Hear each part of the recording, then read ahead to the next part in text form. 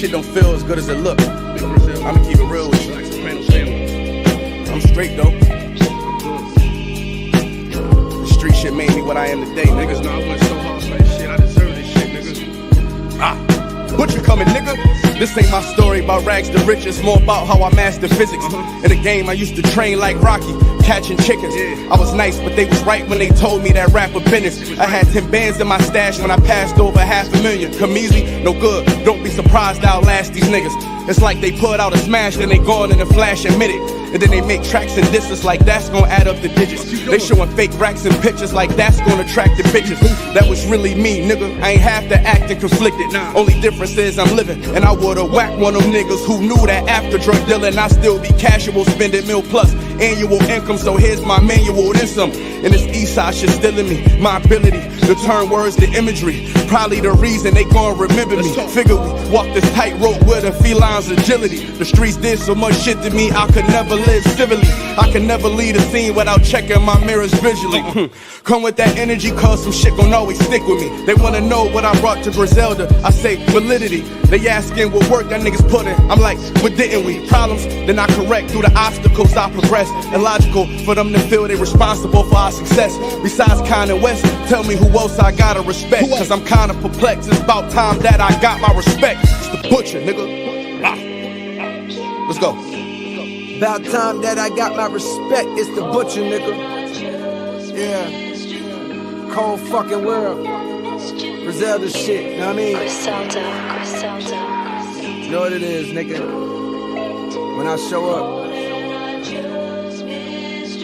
I'm on 10, nigga, not 9. On the night I was born, the rain was pouring, God was crying, lightning struck, power outage, sparks was flying. The real one's here, the young boy that walked with lions around the outlines of chalk where the corpse is lying. Of course I'm trying to revive a sport that's dying, but the guns and the drug bars that y'all relying got these nerves thinking that you niggas hard as iron. But that just mean I ain't as comfortable as y'all with lying, stretching the truth.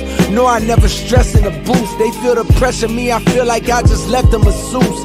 Effortless, how I'm skating on these records is proof. I put your favorite rapper neck in a noose, never letting them loose. Cold world, the heater blast to your speaker. He the last of Mohicans, no weaklings last in my sneakers. Nigga want me on the song, he gon' see the wrath of the reaper. I'm probably gon' go to hell if Jesus asks for a feature. I'm higher than niggas and don't need a bag full of reefer. Some see the glass is empty, I see a glass full of ether. Collecting his bread and mass like he a Catholic preacher. Just to count a nigga cash, you might need a calculus teacher. Eureka, Einstein on the brink of the theory of relativity. Really no MC equal. Feel me, Copen be lethal. Crip like an old MTV show. On God, the best rapper alive. Headshot, now go and ask the best rappers that died. They tell you he never lied, nigga. Yeah. Tenor talk.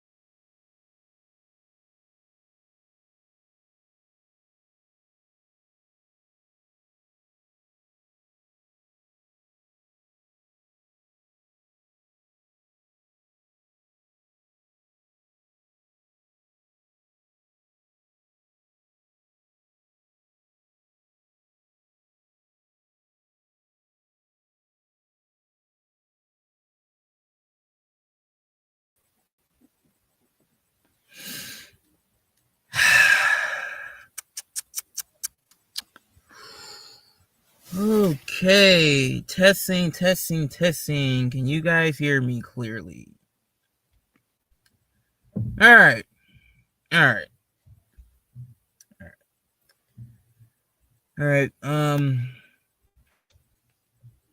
Sorry for the hold up, people. Sorry for the hold up. Apologize. Had to do some things and other stuff as well. So sorry for the little 20-minute late delay. All right, to start this live stream and all that other stuff. Originally I was gonna put this at 6 o'clock earlier today, but I didn't because I took a little nap, So it is what it is. So but I wasn't gonna end the day without not giving out doing this for you guys, all right? Because I've been meaning to do this for quite a while right now, just haven't done it. So it is what it is. So that being said, welcome to the super show of the NFL playoffs 2024 for 2025 prediction show. All right, hosted by yours truly, Mafia King. All right, and before we get into the live stream, Happy New Year to a lot of you folks. All right, we are in a brand new year, 2025. So yeah, hopefully 2025, we'll see how it pans out. I got some big plans in 2025, all right, and so on before, all right. So yeah, but anyways, besides all that, yeah, welcome to the live stream, the super show of the NFL playoff predictions, all right, hosted by your boy Mafia King, all right. So yeah, man. So I'm going to go over the entire playoff picture. Okay. I don't plan on being here for like a 2-hour mark, a 3-hour mark, or God beyond 3 hours. So I plan on doing this for like an hour or so. So so I'm just gonna go over all the all the playoff picture and all that stuff, and we're gonna end it with as you can see, who's going to the Super Bowl in New Orleans. All right, and I will predict that who will come on top of that, either from the NFC and AFC. Okay, so this could be biased because I am a Bills fan, which is the reason why I'm even doing this in the first place, because my team is in it. All right, so I could be a little biased in this, but whatever. Everybody's gonna be biased. Okay, so I'll get straight to the point and all that other stuff. Okay, so it won't be long to talk about such and such. So I'll just talk about the details, how I think the game will go for each of these rounds: wild card, divisional, conference, and even the Super Bowl. So I will go over the details and I'll give you the winner of each round, going all the way to New Orleans in the Superdome. All right. So, anyways, y'all, let's get right into the playoff bracket, where we will be talking about. I don't know. All I know is we threw 4 interceptions and fumbled once. 1 interception they returned for a touchdown. 3 others were in our end of the field where they scored points. That's all I know. That's inexcusable. Inexcusable. Playoffs? Don't talk about it. Playoffs? You kidding me? Playoffs? I just hope we can win a game. Another game. An all-time classic, man. Playoffs? Playoffs? All right. So let's get right to it. All right. Let's get right into the playoff bracket. All right, where we be discussing this great playoff bracket. All right. So, anyways, all right, let's do it. Let's do it. So, yeah, this is it. This is playoff bracket. All right, these are the teams. Texans, Chargers, Ravens, Steelers, Bills, Broncos, Rams, Vikings, Buccaneers, Commanders, Eagles, Packers. And you already know the top seeds of each conference. Chiefs got the number 1 seed in the AFC, while the first time ever, the Detroit Lions are the number 1 seed in the NFC conference. First time it's ever happened in their franchise history. So, big congratulations to them. All right. But anyways, let's just talk about the wild card round, which begins tomorrow around 4:30, and we got the first playoff matchup: the Chargers against the Texans. All right. So I'm gonna start on this side, which is the AFC, so that continue on, whatever. But yeah, let's talk about the first match, the first playoff game that's gonna kick off in about 24 hours. Okay. Chargers Texans. And no, I'm not giving you guys my score predictions too. All right, so just want to keep that a buck as well. Okay. So this game, first playoff matchup to kick off the whole entire postseason, all right, and pretty much wild card weekend as well. The Texans, I mean, they just pretty much are probably like the worst ones, like in the entire playoff picture, other than probably maybe like the Steelers, I guess. That's probably the only one I could think of, like, who's just probably just as not as good as the Texans, is probably the Steelers. So, yeah, I just don't know what to think of the Texans, to be honest with you. I mean, that offense, that team was supposed to win more games, what their record says. But it turns out, they couldn't handle the expectations that was put on them. All right. So, they pretty much are the most overrated team in the whole entire playoff picture. Okay. So obviously no one believes in the Texans. All right. After all the preseason hype, DJ Stroud has now come down to earth after he decided to anoint himself in the top 5 quarterback position after having one good year, which was his rookie season just a year ago. And he thought, oh, well, I'm better than, the guy that, who's the number 2 seed in the conference, who's about to win MVP. Well, we'll discuss that later on, all right? Because there's a lot of things I got to say about that. But, yeah, he thought he was better than Mr. JA-17 in Buffalo, okay? So he actually believed all that, only to humble himself and, bring him back down to reality, okay? Because you're not as good as you thought you was, bro, okay?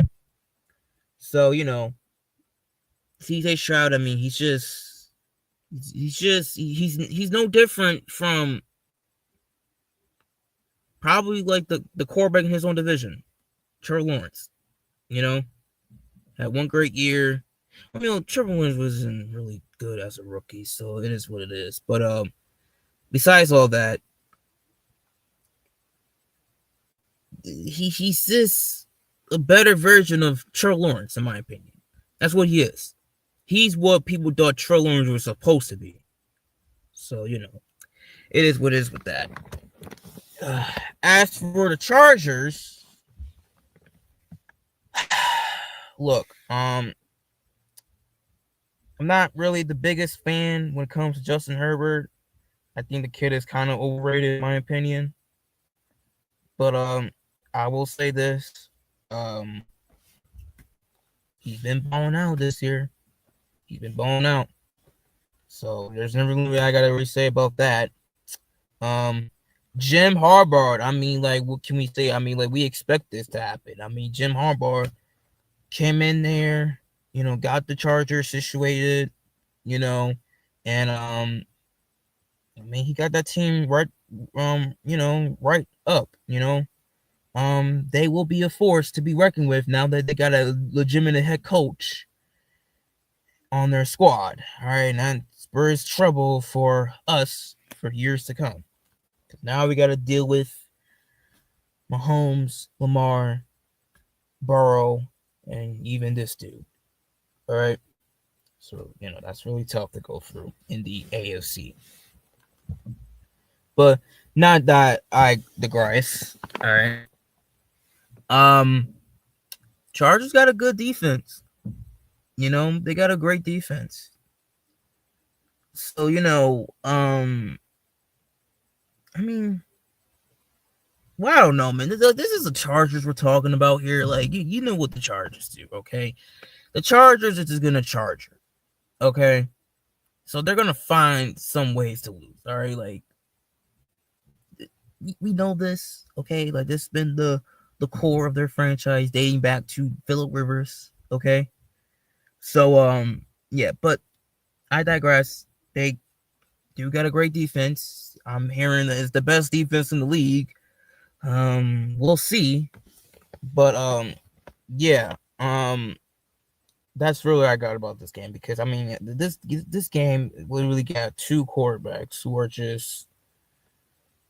literally are just overrated, in my opinion. Okay, well, I think CJ is more overrated than Herbert. So, it is what it is. But this game, man, when it really comes down to me, it's like who do you not trust more? Okay, that's really what this game is. Who do you not trust more? Who's gonna choke the most?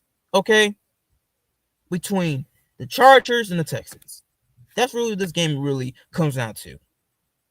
So, that being said,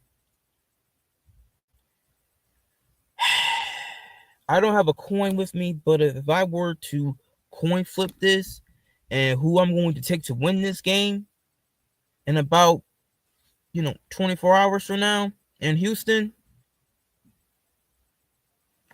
I'm gonna take the Chargers. I'm gonna take the Chargers, man. Because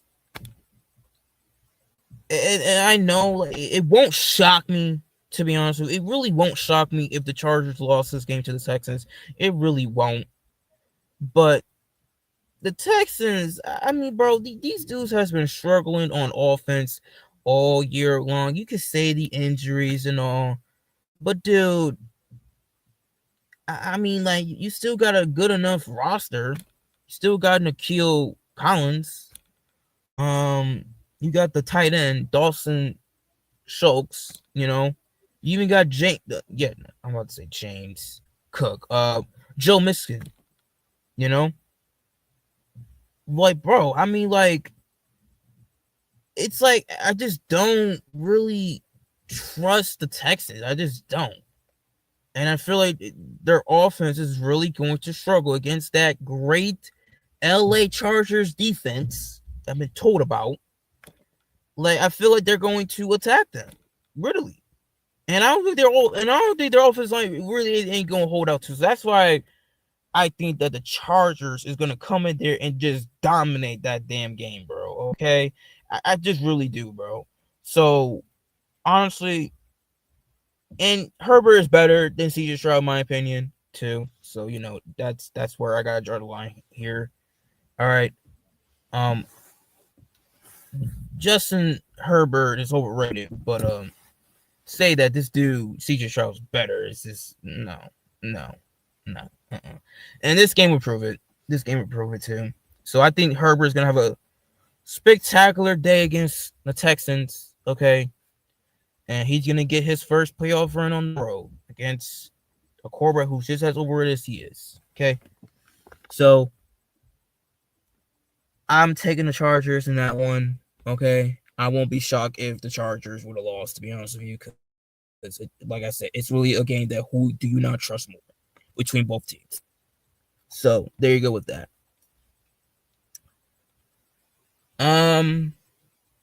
Division game here, people. We got a division game here.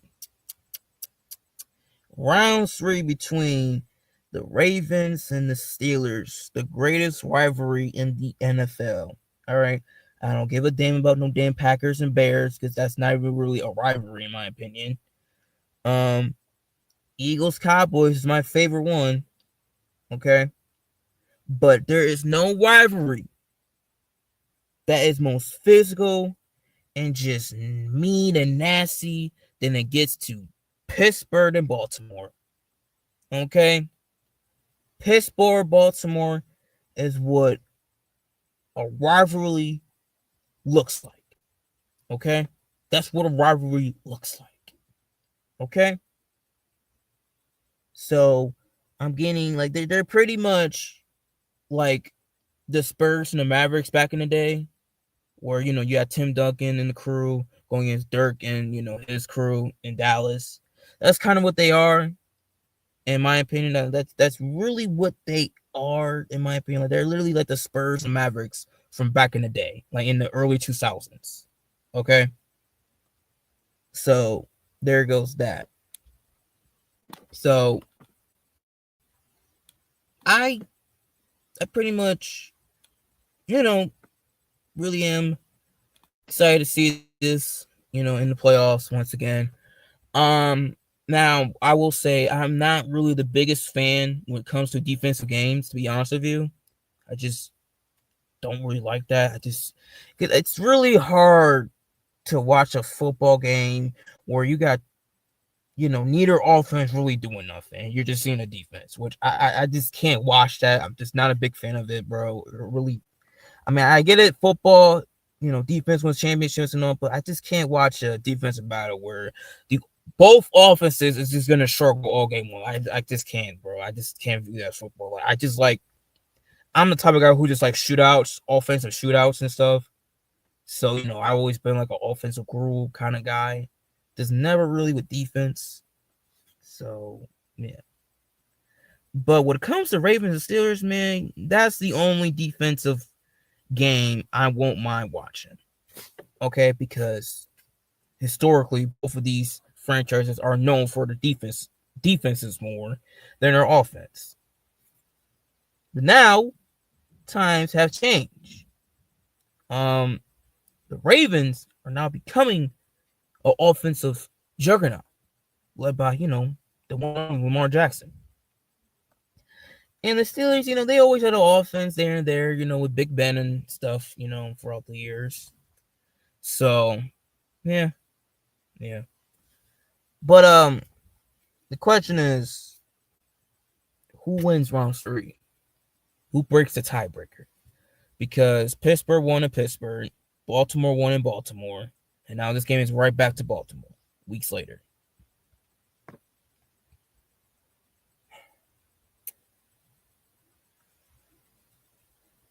Well, this is probably the one that's really hard to pick, to be honest with you. I think like the other games are easy to pick, but the Ravens and the Steelers might be the toughest one to pick out of the whole entire wild card picture, because the games are always just that tight. It really is. And you don't know who's going to really win that, to be honest with you, between these two great rivals in the Steelers and the Ravens. Like, you really don't know. But with the way that the Steelers have played over the last course of the month of December, and they've been on a 4-game losing streak,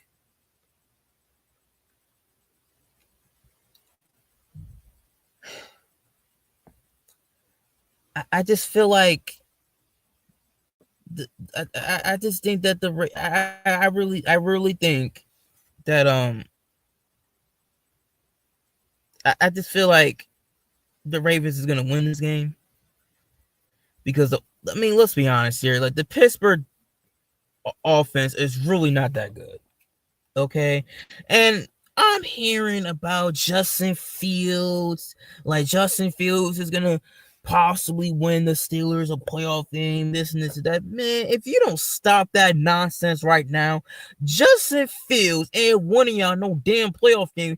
If you start this man right now, there's no way. There's no way. Like, you're telling me Justin Fields has more of a chance to win a playoff game than a dude that's done it before, who's been a Super Bowl champion in this league, and Russell Wilson? Say what you want about him, but if I were to choose which one I would trust the most to lead my team to the promised one, it will have to be Russell Wilson, because I've seen him do it before. Even though he was behind arguably the greatest defensive unit of all time in NFL history, the Legion of Boom. So, yeah, but there's no way in hell that Justin Fields is going to lead the Steelers all the way to the promised land if he were to start the quarterback tomorrow night in Baltimore. There's no fucking way. There's no way. Okay? Like, Justin Fields stinks. Okay? So get that for your thick skull, Steelers fans. He's not this good. He's not that good. Okay?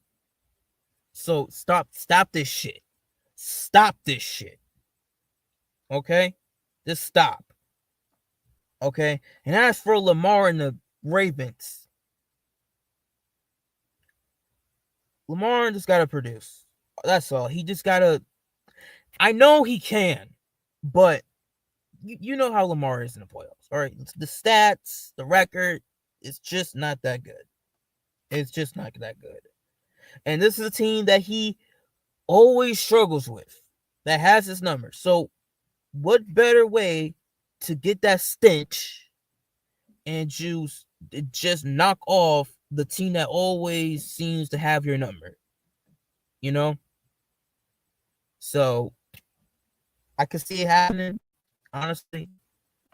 So yeah, just give me the Ravens in that one and call it a day. All right, and Justin Fields, I'm moving on because fuck. All right, the final AFC wildcard game. All right, to close out the AFC picture, which opens on Sunday in the afternoon. Bills and Broncos. Okay, so the Broncos has returned to the playoffs for the first time since they had the Peyton Manning, who's my favorite quarterback of all time, by the way.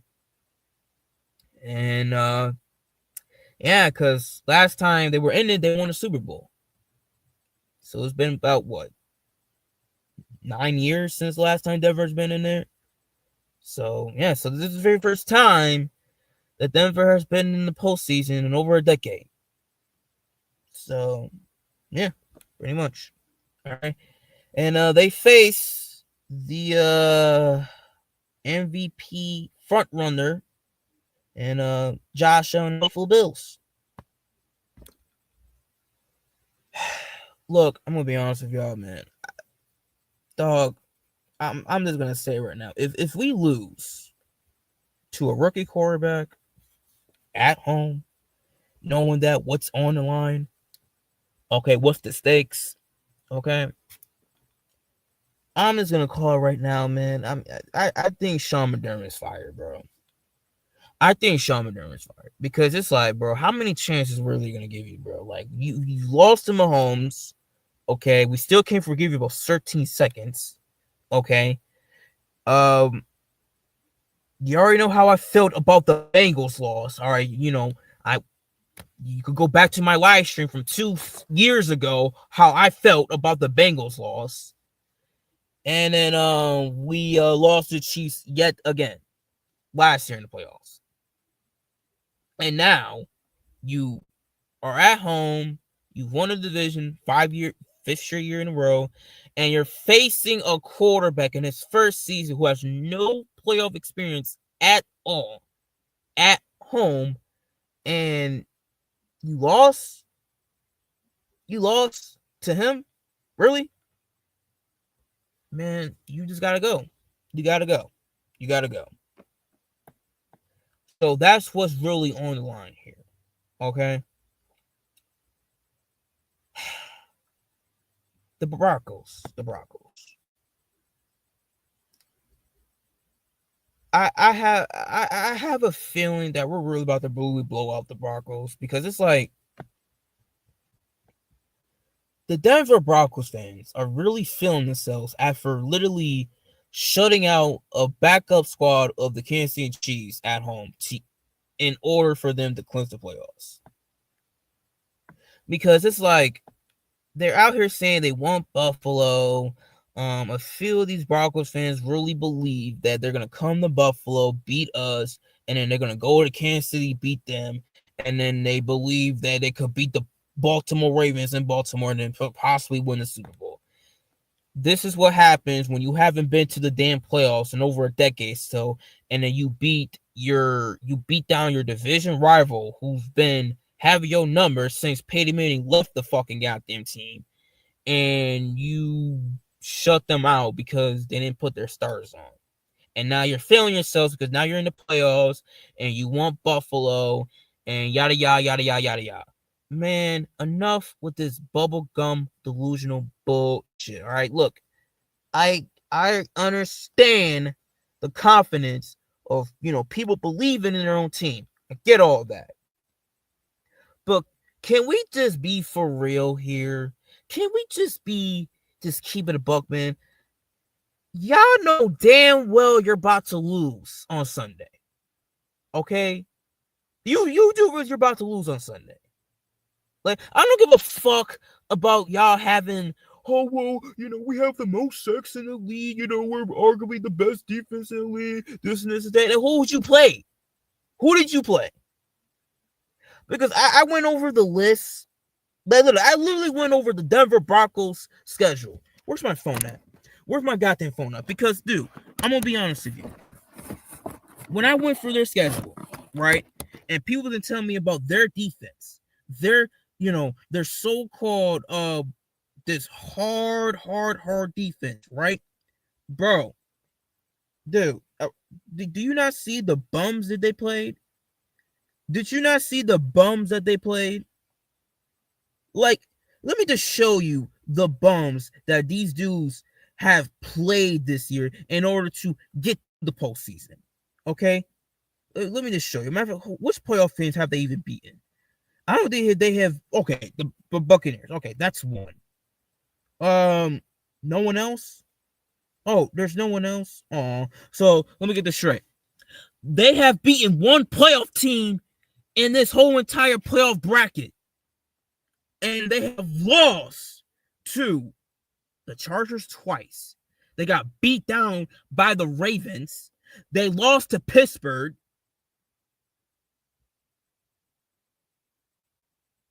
And they should have, and they lost to, the Bengals, who's not even in the playoff picture, who should be in the playoffs over them, by the way, in my opinion, because this whole shit is fucked up, because allegedly, I think that the NFL wanted Bo Nix in the playoffs over Joe Burrow.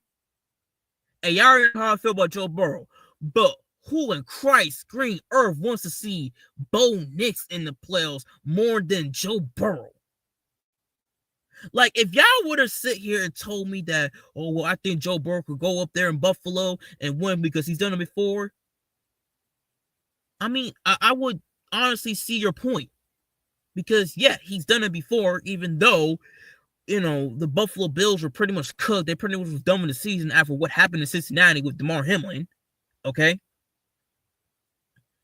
And I think that the Bills would have beaten them and got their little revenge.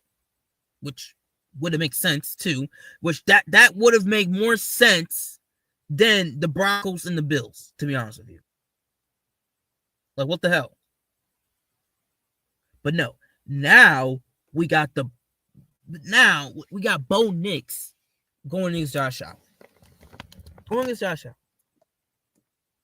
And the kid's been great. Kid's been absolutely fantastic this year. Okay? If it wasn't for if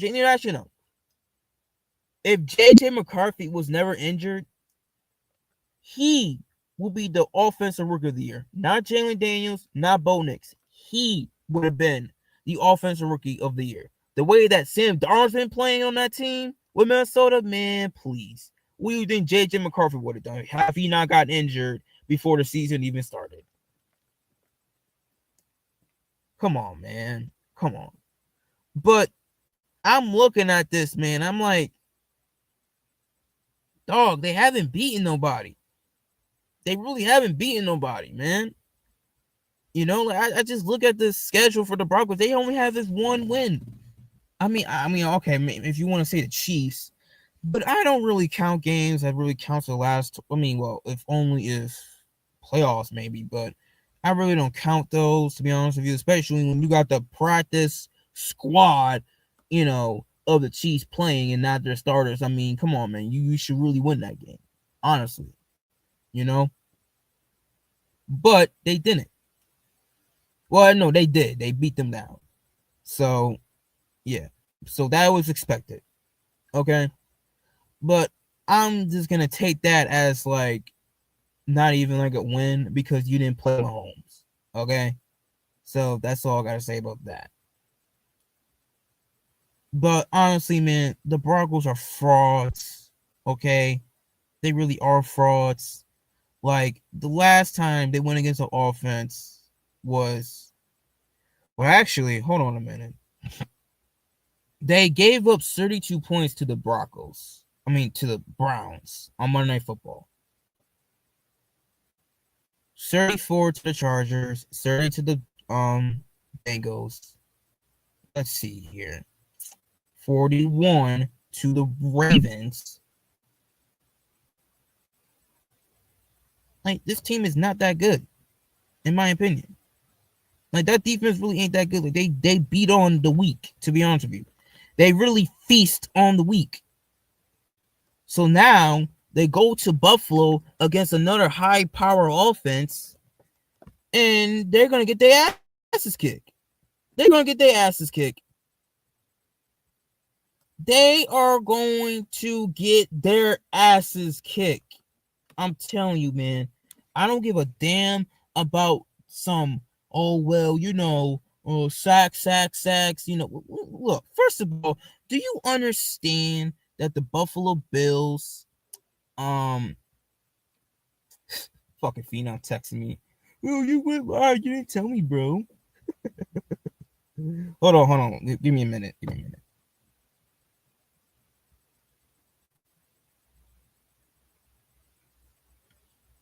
All right. What was I saying? Yeah. You do realize that Josh Allen has been the least sacked quarterback in the whole entire NFL season.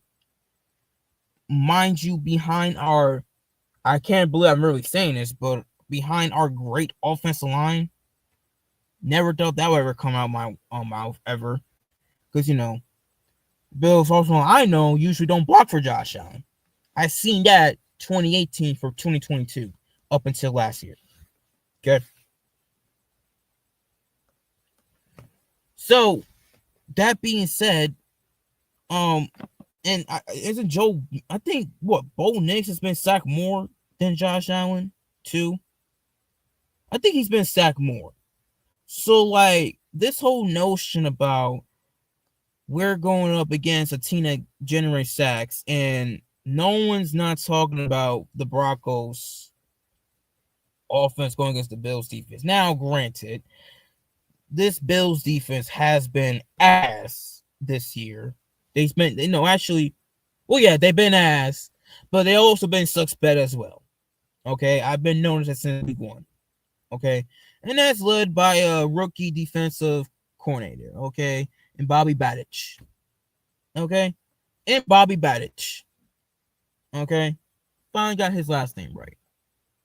All right, so he has to show up. All right, which, to be honest with you, I really think the Bills defense is really going to show up, bro. Probably in this game. I don't know about the rest. I don't know throughout the whole entire playoffs, but I do know that Sean McDermott, as much as I think that things are on the line here, this is where I think Sean McDermott is going to bring out his best. Okay, because he normally feasts on rookie quarterbacks. Okay. And I saw this stat about Sean Payton has this incredible record against bald quarterbacks too. So, like, I mean, well, last time I checked, the last bald quarterback he lost to was who? Bruce Arians. So, like, what are we talking about? Like, Sean Payton, all credit to the world, but this dude is just as a choker than Sean McDermott is. Like, this is his first playoff game. Like, let me tell you something. This is his first playoff appearance since he has Drew Brees. Okay? And I really think this really might be New England, and you know what? Yeah, I really think this might be New England and the Bills game, playoff game from 3 years ago. I really think it's going to be a reincarnate from this because I can see it right now. I mean, both quarterbacks, Matt Jones and Bo Nix, were number 10. They both had outstanding rookie season. They both went 10-7. And they both were we weren't the second seed, but they both traveled to Buffalo, is what I'm saying. Okay. So we were the third seed, they were the sixth seed. So yeah, we still played them, all right. But regardless of what. And that was Belichick's first playoff appearance without Tom Brady. Okay. And this is Sean Payton's first playoff appearance without Drew Brees. So, what I'm saying here is that this whole Broncos team has Fugazi all over the place. And I think we're about to see another Patriots and Bills playoff matchup from the wild card round. Which I think this shit might be way worse than that. Because the Denver Broncos has no running game. Like, they suck they literally have no running game at all. Like, I've been seeing clips all over Twitter of film with their blocking schemes of running the ball. It doesn't look good at all. It doesn't look good. And we are historically bad against the run. But I think this might be a game we might show up. I don't know. So, against the run. So, I don't know what's really going to happen. But I'm just telling y'all, man, I really don't fear the Broncos. I really don't. This is what I'm really trying to say. People are saying, don't sleep on the Broncos. Don't sleep on the Broncos, bro. The Broncos ain't going nowhere. You really think the NFL, as rigged as they are, you really think they're going to allow both fucking Knicks to come to Buffalo and beat us? Are you out of your mind? Like, get the fuck out of here, bro. Okay? They probably will let Joe Burrow do that. Okay? Then Bo fucking is. Who the fuck is Bo Nix? You know? So, and also, you're going against playoff Josh Allen, too. Do I have to remind you what the hell this dude does in the playoffs?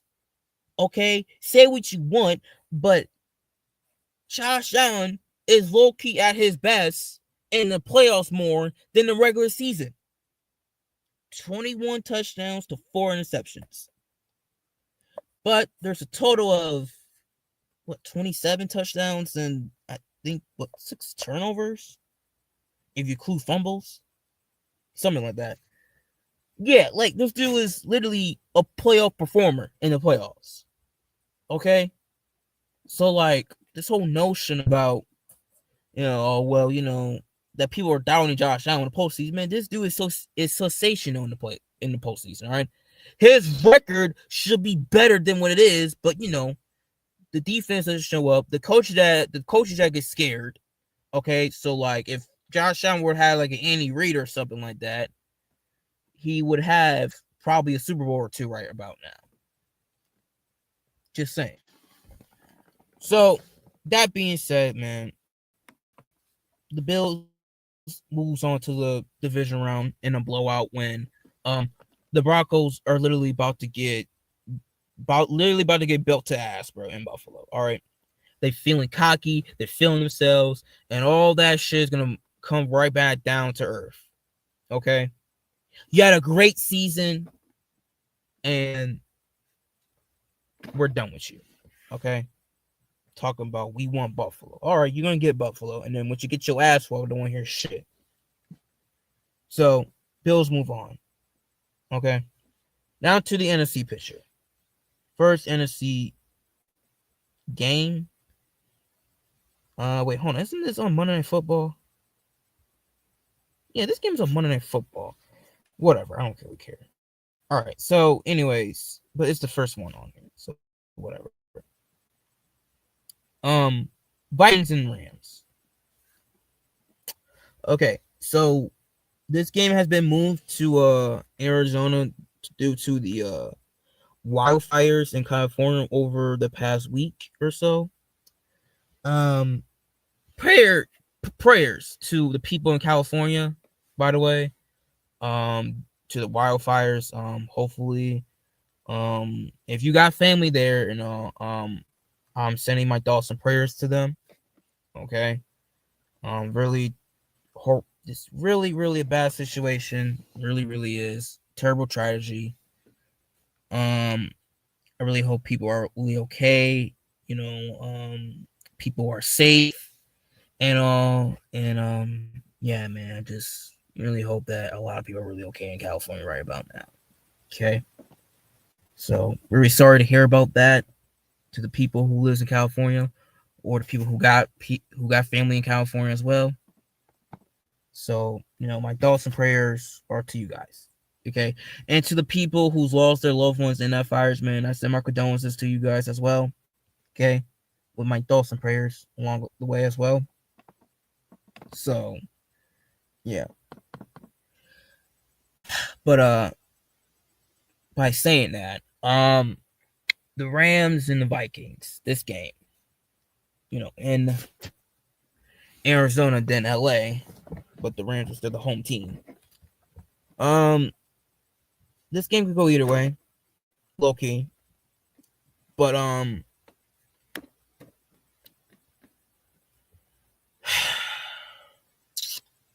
lot of people are saying Vikings. A lot of people are saying Vikings. I can see why. But now that the Rams are not in home field, well, technically they don't even have a home field advantage regardless of what, to be honest with you, because they really I mean, I interact with a few with a few Rams fans, on social media and all, but they don't really got their fans really don't take over the stadium as the opposing teams do. Same thing with the Chargers, because both them and the Chargers play in the exact same stadium. But besides all of that, I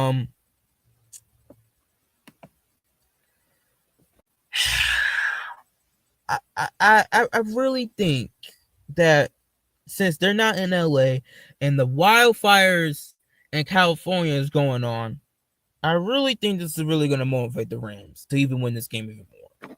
For the city, well, technically this the state of California, regardless of what. All right, that this is going to be for the people in Cali. Okay. I do think that Sam Darnold, if he doesn't turn into the Jets version of Sam Darnold, I think that Sam Darnold will have a spectacular performance. Justin Jefferson is going to go off, okay, because he's the best receiver in the league, not named Jamar Chase, okay. And I think this is gonna be very, very good game to watch. I think Cooper, Kupp, and Puka is gonna go off. The trio and the Rams offense is gonna go off. So I mean, this game could go either way, but it all becomes which one I trust the most. Okay, So, you know.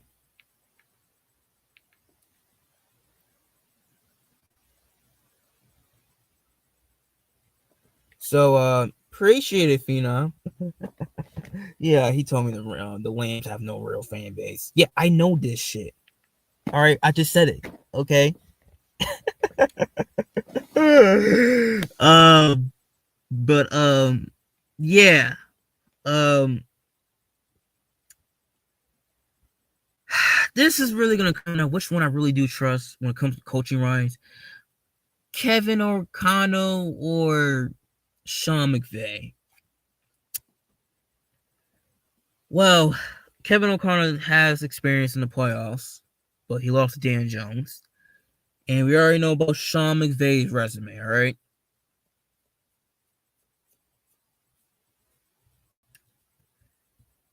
With everything that's been going on, I'm going to go with the Rams.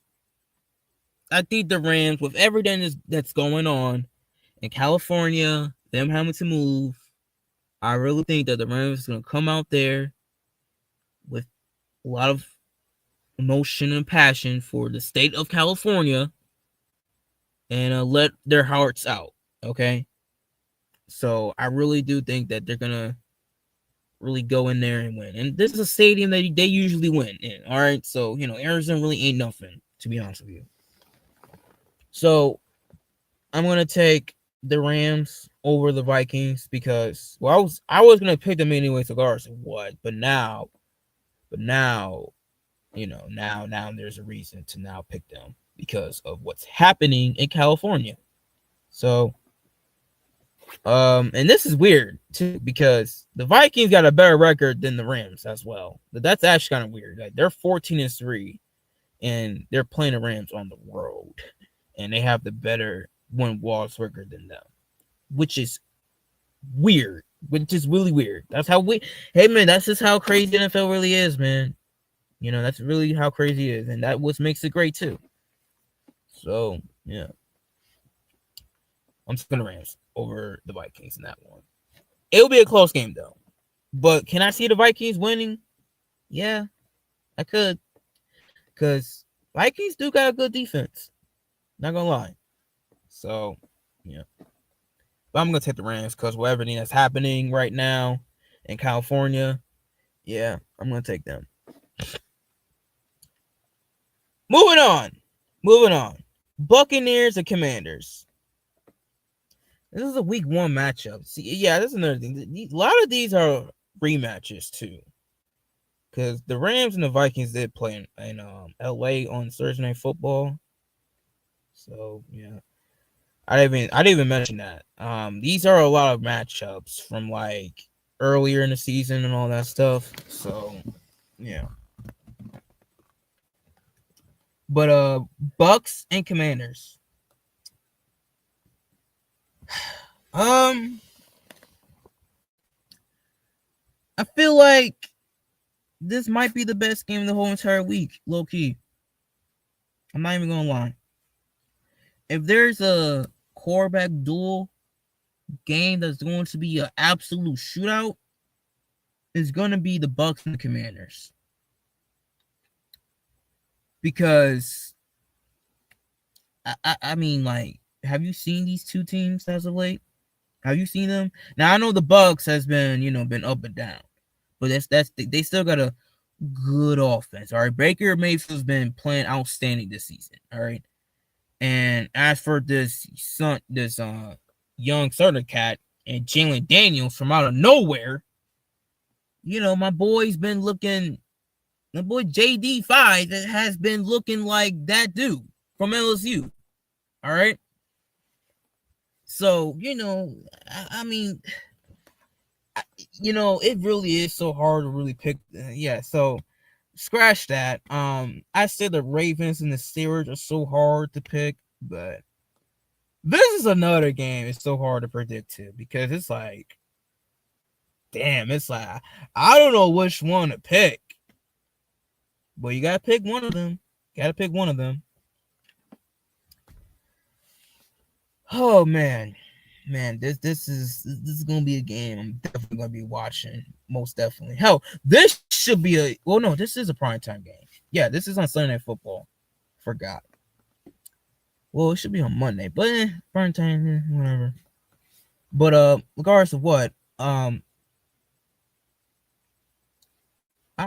think this is gonna be the best game of the whole entire wildcard weekend. It really is. Baker against Jalen Daniels. I mean, shit, sign me up, bro. Sign me up. Sign me up. But and also, Mike Evans going against his former rival and Marshawn Lattimore. So that's definitely something to watch as well. If I were to pick one though, in all honesty, because this game, I kind of want to see. I mean, I really don't want to see either team lose, to be honest with you, because I'll be okay. Like whoever wins this game, I'll be okay either way, because I'll be happy for both quarterbacks. Because well, I really was never really the biggest biggest fan of Baker Mayfield, because he was just doing too much. But Baker, he's turned a corner. He's grown up a lot, and and he's matured. So I'm really liking him a lot more than I did before. And Jalen Daniels is outstanding. So, it is what it is with that. If I were to choose one, I mean, you can't go wrong with either pick. Either. If I were really to choose one with the experience, I'm going to go with the Bucks. I'm just going to go with the Bucks, man. Really am. I do think that Jalen Daniels is going to go off. I really do think that he's going to really show up in his first playoff game. But I just feel like it's going to get ruined, man. It's going to get spoiled. All right. He does put in a lot of effort and all. They both dueled out in probably one of the most entertaining games in the whole entire playoff picture. So, yeah, man. Yeah. I just think that, I just think that Baker Mayfield just, he's just, I don't know, man. Baker is looking, a little bit like, probably on a mission. I want to say on a mission, but I just think that with everything that's been happening, because the Buccaneers were kind of like in the exact same spot as the Bills were. Everybody thought that the Falcons was going to win the division, but it turns out the Falcons are still the Falcons, because it doesn't matter what they do. I mean, they sweep the Buccaneers and they still found a way to lose the division to them. That should tell you everything about the Falcons, man. And then they wonder why we make fun of them. So that being said, man, it's going to be a great showing out between both of these quarterbacks. But I think Baker Mayfield takes this one. This with experience and all. But Jalen Daniels, there's nothing to really be upset about. I mean, you had a great rookie campaign, and there's something to build off for long term. You know what I'm saying? Because Commanders is going to be a problem in the NFC, and probably for the whole entire NFL as well. Okay, if they just do it the right way. Okay, but then again, Dan Snyder's no longer there, so there you go with that. So I'm going to take Tampa Bay, man. I'm going to take Tampa Bay, bro. All right. I won't be mad if Commanders win that, but it could go either way, man. All right. Packers, Eagles. Not really the last game of the whole entire wild card, but it is the last game on here, so it is what it is. So this is a week 1 matchup. Week 1 rematch from Brazil? I believe. Yeah, they played in Brazil, right? Yeah, they played in Brazil. That shit was bad, to be honest with you. That shit was bad. But oh boy. Oh boy. The Packers, I could see it, but I just feel like the Eagles have something to play for, man. I feel like the Eagles are just I just think that the Eagles are just a whole nother level this year, man. I just really think so. I think the Eagles are just on a whole nother level, bro. Okay? I do think this game will be close. Okay? I do think Jordan Love will have a great showing out. But I mean, Jordan Love, you're not playing the Cowboys, bro. All right? I'm just saying. You're not playing the Cowboys. So, it is what it is. But yeah, I don't know, man. I don't know. I mean, look, I could really see the Packers really going in there and going into Philadelphia and winning. I really could see that happening. Because here's a fun fact. Last time the Packers and the Eagles played against each other in the Super Bowl, the Packers went all the way to the Super Bowl and won that. Just for the record. Okay? So, I mean, hey, man, if they do it, then, maybe the Packers could go all the way to the Super Bowl again. Who knows? That being said, I just feel like Jalen Hurts, A.J. Brown, and even Saquon, I feel like Saquon really wants to break that record. And Nick Sirianni has something to prove as well.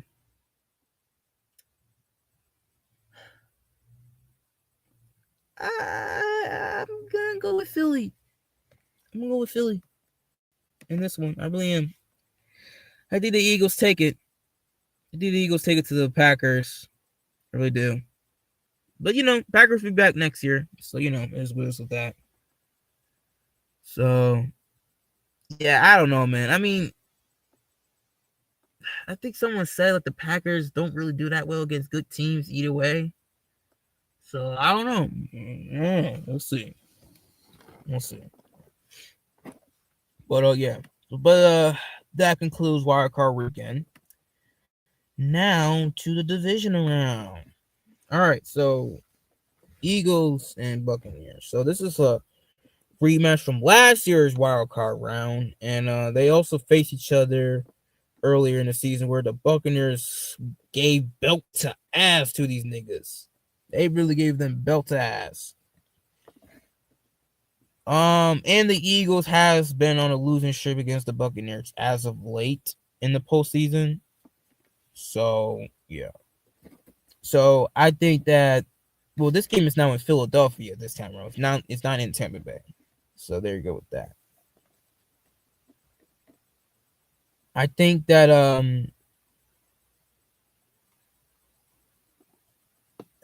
I mean, this game could go close. This could really go close. But I do think that the Eagles, like I said, I feel like the Eagles is gonna have something. I think they're gonna have a different game plan than they have in the last three. Than their last three games, I guess last two games against the Buccaneers. So, yeah, in the postseason, by the way. So I think that the Eagles are looking for revenge. Since the Buccaneers have been the only team that's been kind of in their season as of late. And I do think that the Eagles are going to get their revenge. And, end Baker Mayfield's season in Philadelphia. So I could really see that happening. I do think it's going to be close. So I'm going to take the Eagles in that one. To get a little payback. And, get over that hump. Let's get over that hump. All right. So there you go with that. All right. Now, Rams and the Lions. This is a week 1 matchup as well. And also this is from a rematch from last year's playoffs as well. Matthew Stafford against his former team. You know,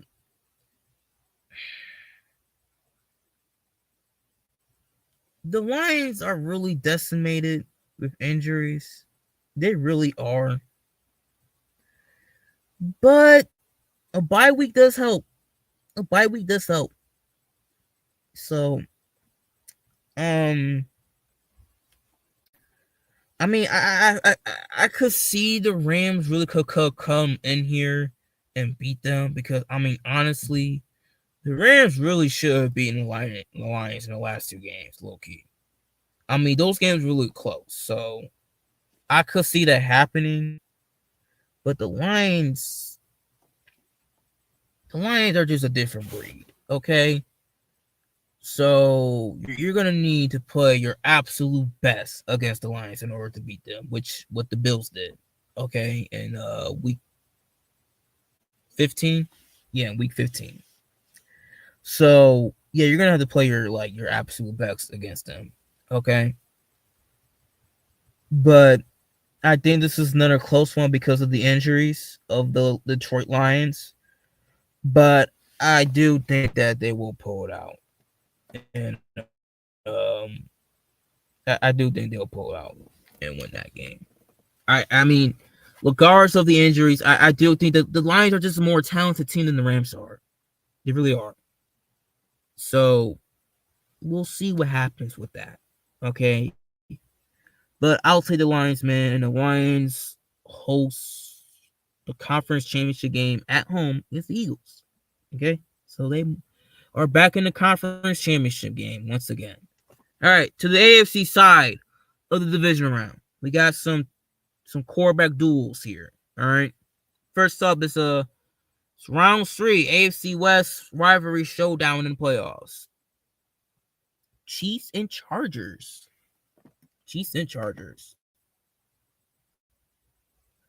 Well,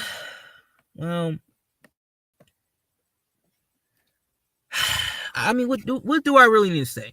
What do I really need to say about this matchup, man? I mean, look, can the Chargers go in there in Kansas City and win? Maybe. But I just don't trust them. I really don't. Okay? And Mahomes, this is playoff Mahomes. Okay? So you already know what's about to happen. Okay? I don't give a damn about how bad Mahomes has been playing this year. All I know is that when the playoffs roll around, this dude turns it up a notch. Okay? That defense turns it up a notch. Okay? This is the Kansas City Chiefs. I don't care. I really don't care. Do I want to see them get knocked off the playoffs? You damn right. But it is hard to be a team 3 times. It really is. It really is. It really, really is hard to beat a team 3 times. I will say that. So, that being said, I'm going to go with the Chargers. I mean, I'm not Chargers. Chiefs. Shit. Almost says something bad, So I'm going to go with the Chiefs, man. I just don't see the Chargers. I mean, I could see it, but I don't trust them. I really don't. I really don't trust them. Okay. I think what's gonna happen. I think Herbert's gonna be so excited to win that playoff game against the Texans, win his first playoff game, yada yada yada, only to come to Arrowhead and just put a dog. Just put a dog. So it is what it is. But I could be wrong. He could put a spectacular performance in Kansas City. So yeah, who knows? But I don't think he's gonna win. So, but I could be wrong. You never know. So Chiefs are in the AFC Championship for a 7th straight season in a row. I believe so. So yeah. So yeah, Chiefs are in the AFC Championship game, which they await this matchup. The battle of the MVP candidates this year. Lamar Jackson against Josh Allen. Battle of the two best quarterbacks in the 2018 NFL draft class. Yep, in Buffalo.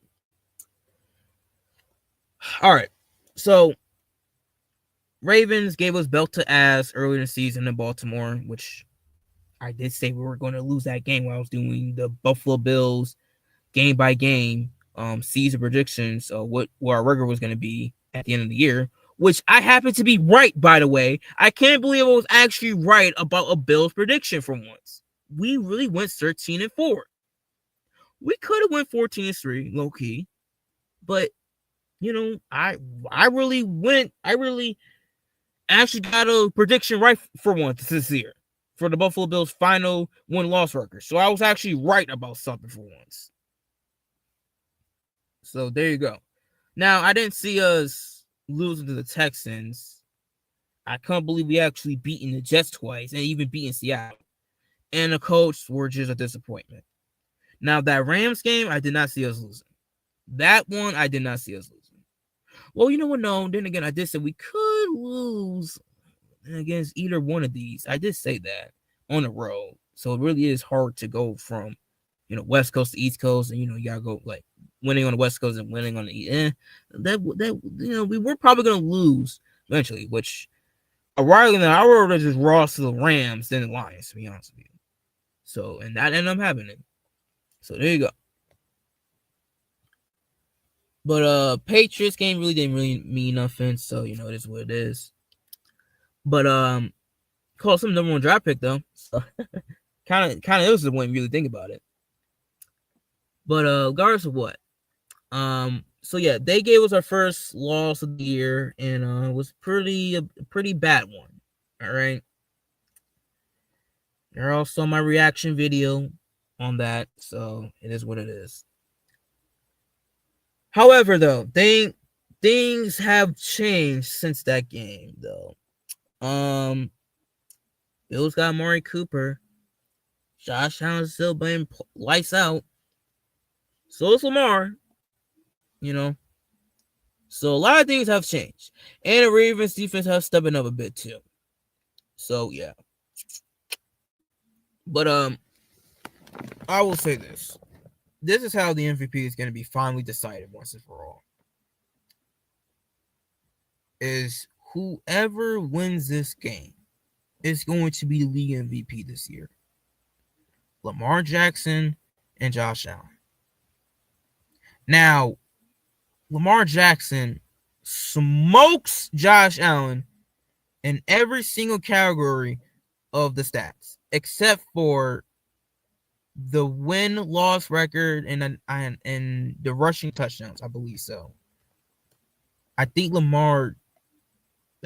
Josh Allen has more rushing touchdowns than Lamar. I could be lying, but outside of everything else, Lamar Jackson has Josh Allen beat.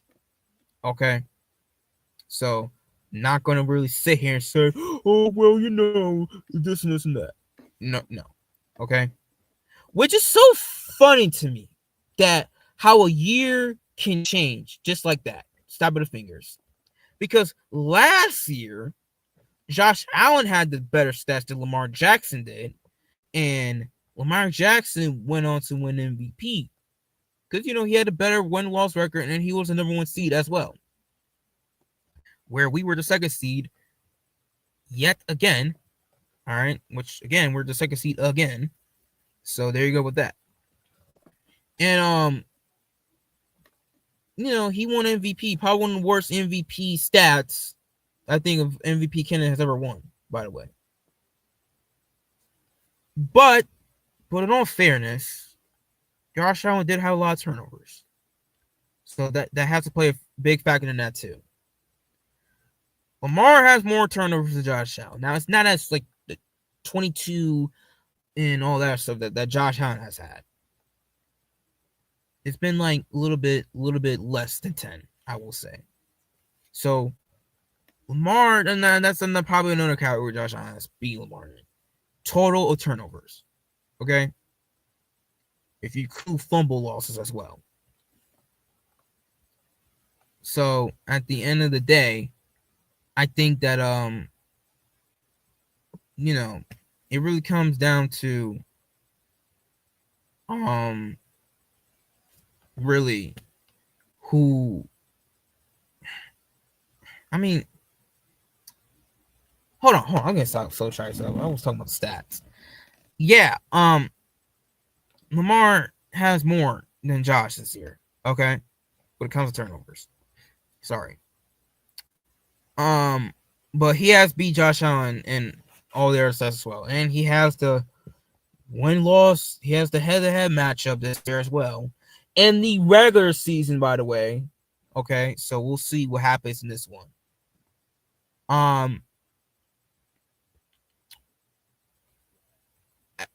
Look, I mean, look, man. Josh Allen has been named to the second team All-Pro, and Lamar Jackson is now first All-Pro, which everybody now thinks that Lamar Jackson, by having first team All-Pro, is going to win the MVP now. Well, Lamar Jackson has a couple other teammates on that Pro Bowl list as well, which happens to be Derrick Henry as well, on second team All-Pro. Zay Flowers is on the All-Pro. Wait, no, he's not. No, it's Patrick Freeman and Mario Humphrey, and I think it's someone else. I can't remember. But yeah, Lamar Jackson has more All-Pro players on his squad than Josh Allen do, and a lot of Pro Bowlers as well too. Josh only has Deion Dawkins. So, like, the only All-Pro Bills on the All-Pro team is only Josh Allen. Okay? Lamar Jackson has the better stats. But who's been more valuable to the team as an MVP candidate? It has been Josh Allen this year. Because Josh Allen, coming into the year, what was a lot of people saying about the Buffalo Bills wide receiver corps? That, we have no star players. Diggs ain't there. Davis isn't there. We had an overhaul in the defense, so there was no cornerstones that we had over the last few seasons. For the last couple of seasons, with Jordan Poyer and Micah Hyde. Well, we got Micah Hyde, but Jordan Poyer ain't no longer there. And Tre'Davious White ain't there, which he happens to be on the Ravens. So this will be Tre'Davious White's return game back to Buffalo, by the way. So, yeah. So, we had a complete overhaul, and we were not predicted to win our own division. The Jets and the Dolphins were supposed to overtake our division. That didn't happen. And the Buffalo Bills were supposed to be in a whole entire rebuild year, by the way. So this was supposed to be taking a step back. And James Jones said, well, if Josh Allen takes this team to the playoffs without no All-Pro wide receiver, whatever, no superstar defense and all this other stuff, he should win MVP. And now look what has happened. Josh Allen has lifted this team, elevated this team around him, and took his game to the next level as well. It has put this team back in the playoffs and back into Super Bowl conversations as well. So, technically, wherever you think about the All-Pro, well, Josh Allen is still the betting favorite to win the MVP. Okay? I know on Twitter somebody's saying, well, the MVP odds change on some sports book I've never even heard of, but that's only one. But FanDuel, DraftKings, and BetUSA still got Josh Allen as the favorite to win MVP. So, no, that doesn't really change it. All right. But I do think it will probably change if he loses this game against the Ravens at home. I do think it will change. So, yeah, man. So, Josh Allen has been more valuable to the Bills this year, which is like, and Lamar's been playing spectacular, but when you really think about it, man, this dude has Derrick Henry and Mark Andrews, and Zay Flowers ain't no slouch, okay? So And he has the better, like, the Ravens is a better team than Buffalo Bills. There's no doubt about that. Quarterbacks are evenly matched up, all right? Better coaching is the Ravens. So, when you really think about it, man, it's like, who really is the MVP between those two? It all goes to Josh Allen. Regardless of what the stats say, it all goes to Josh Allen. Just saying. But if we were to keep it a real buck or two, like real talk right now, if Joe Burrow were to have a better record than the record that he got now, guess what? He will be the front runner to win MVP. No question about that. We would be talking about Josh Allen and Lamar Jackson right now. So, both quarterbacks should be lucky that Joe Burrow really doesn't have more wins than the record says that he had this year. Because guess what? He would have been the MVP right about now. He would have ran away with this award. Because Joe Burrow has better stats than both of them. Just saying. But again, it goes back to Lamar. Joe Burrow has Jamar Chase and T. Higgins on his squad. Like, Josh Allen really has none of that shit. Well, he has James Cook and Khalil Shakir and Murray Cooper. All they do. Bro, first of all, Murray Cooper hasn't been that, well, I won't say that good, but he hasn't been like that level of Murray Cooper as years before. And Khalil Shakir, I mean, he's good. He's really, very, very good. But no one knows who that is. And James Cook is not no damn Derrick Henry. I mean, he's good. But come on, man. Like, come on. Really? Come on now. He wasn't even voted for the Pro Bowl. Well, that should tell you something. I mean, now, Josh has a better O-line than both of them do, I will say. But he's been more valuable. I could say bias, because, you know, I am a Bills fan. But it's just what I believe in, bro. It really just what I believe in. So, at the end of the day, man, when it's all said and done, Josh Allen's more valuable to the Buffalo Bills than Lamar Jackson is. Okay? Now, if you take either quarterback off, well, I think that the Ravens will still win some games. They just won't be like a playoff contender. As for us, well, I think we're just as bad as the Patriots are, honestly. And maybe the Giants too. So, that being said, the winner of this game, and this is going to be the most talked game in the entire divisional round all next week, if both Lamar and Josh Allen do their part this week, okay? Which Lamar gets to play off first, and then Josh Allen gets to play off Sunday. So, that being said, I think that the winner of this game will be your 2025 MVP. Okay? Regardless of what. Okay? So there's no ifs, there's no buts. Okay? Now, a lot of people are going to sit here and say that the Ravens are going to come in here and beat us down like they did before. Okay? So, because, you know, they're a bad matchup for the Buffalo Bills. They're a bad matchup. Okay.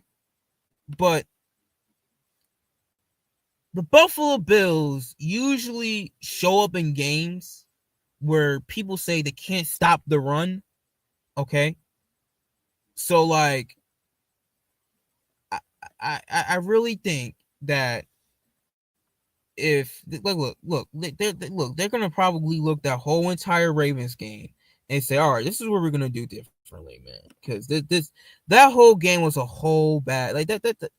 I don't even look. I didn't even put blame on Sean McDermott. I put it blame on Joe Brady and Bobby Badich. Okay, I put blame on the corners more than the head coach, because I didn't really. Sean McDermott didn't really do nothing. I mean, he should have went for it, to be honest with you, more. But besides all that, I mean, he was the reason why we lost that game in week 4. Okay, that was on the offensive coordinator and the defensive coordinator. Okay, so yeah, but I do think that we are going to come with a better approach on with a better game plan against this Ravens team. I will be more concerned about the defense more than the offense. Now, that's a bit much to say of how well the Ravens has played on defense as of late. But I'm looking at the offensive standpoint of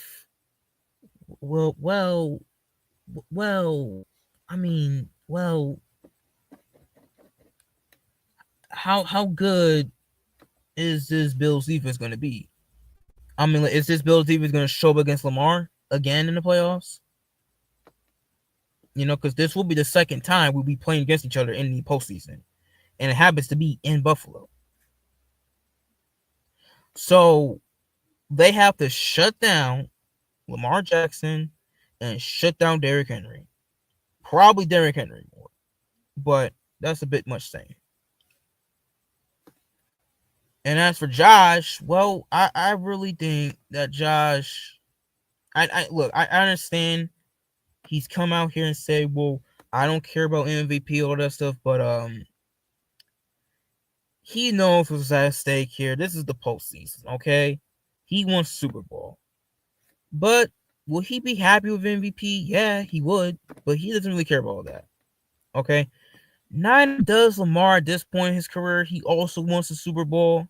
Since you've been a 2-time MVP in this league, and the only thing you haven't done yet is win a Super Bowl. Same thing with Josh Allen as well. Okay, so it is what it is with that. But Josh Allen ain't gonna let down this game, bro. Like, he ain't gonna have this game. This is the postseason, all right. If this was the regular season, okay, that's a whole different story. But this is the postseason. Josh know what time it is. Okay? Same thing with Lamar. They both know what time it is. Because one of them is going to get criticized too, by the way. These are the two most criticized quarterbacks in the whole entire National Football League. Just saying. But, like I said, the winner of this game will be the MVP of this season. And the other player will get criticized too, by the way. So really, I mean, this is really, it could go either way. It really could go either way. So it is what it is with that. But that being said, the winner of this game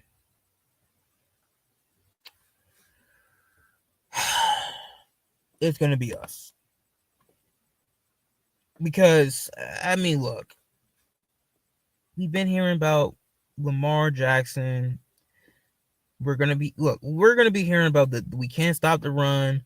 Baltimore's a bad matchup, et cetera, et cetera. They're gonna bring up the 35-10 game from week 4.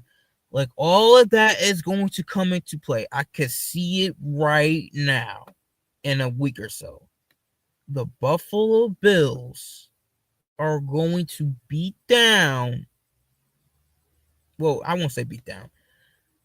The Bills are legitimately are going to win that game. Okay, they're going to shut down Derrick Henry and Lamar Jackson. Okay, they're going to stop Mark Andrews and Zach Flowers. Okay, and the Buffalo Bills is going to figure out the way to, honestly keep Lamar off the field, but also figure out a way to find the weaknesses of the Baltimore Ravens defense, which, to be honest with you, they've been playing great, but that secondary is still a little bit shaky.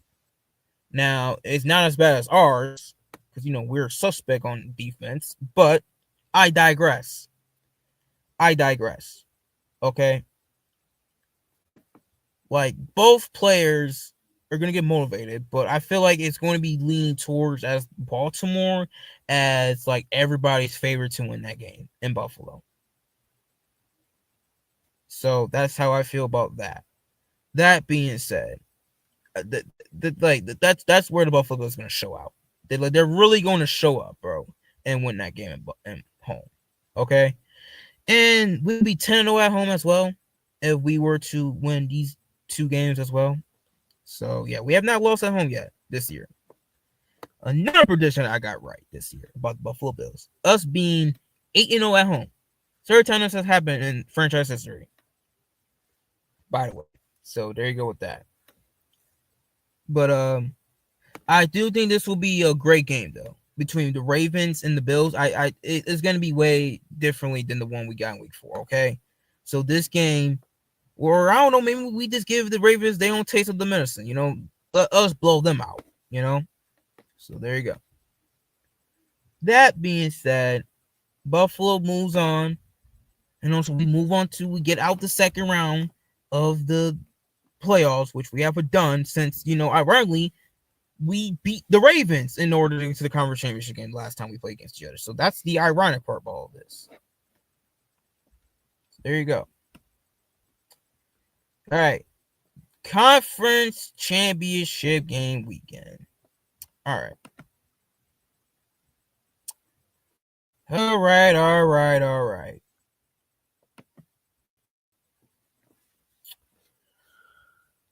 I'm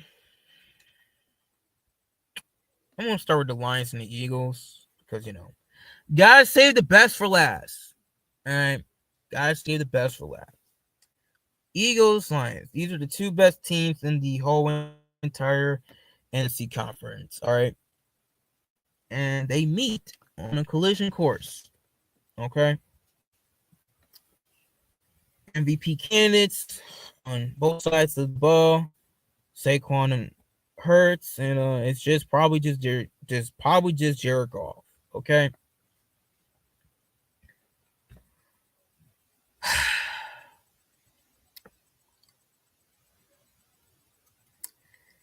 This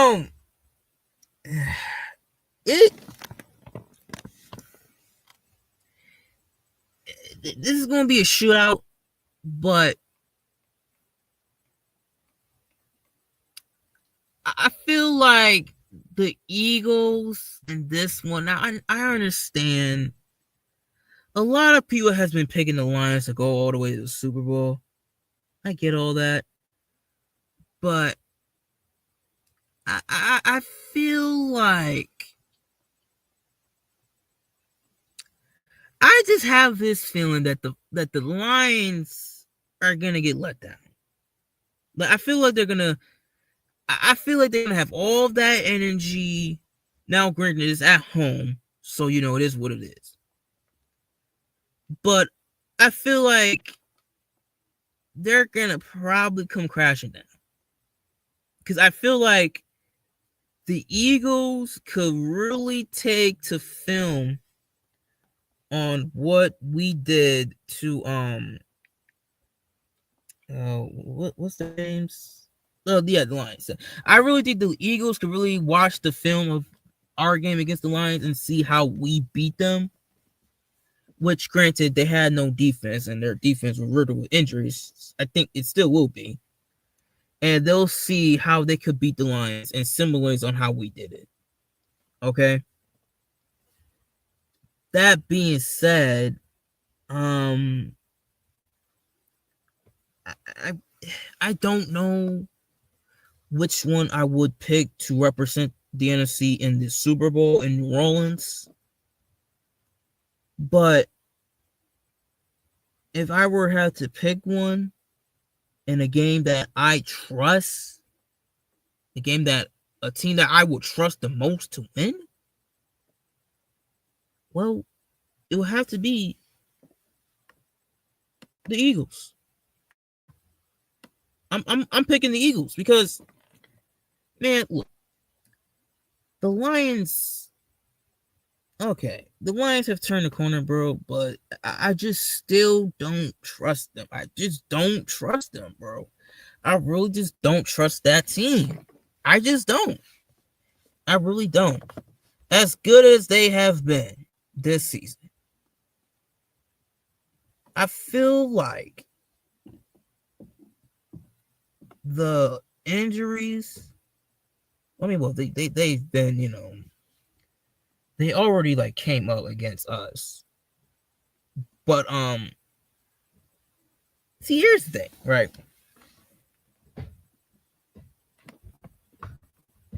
Here's the thing. Where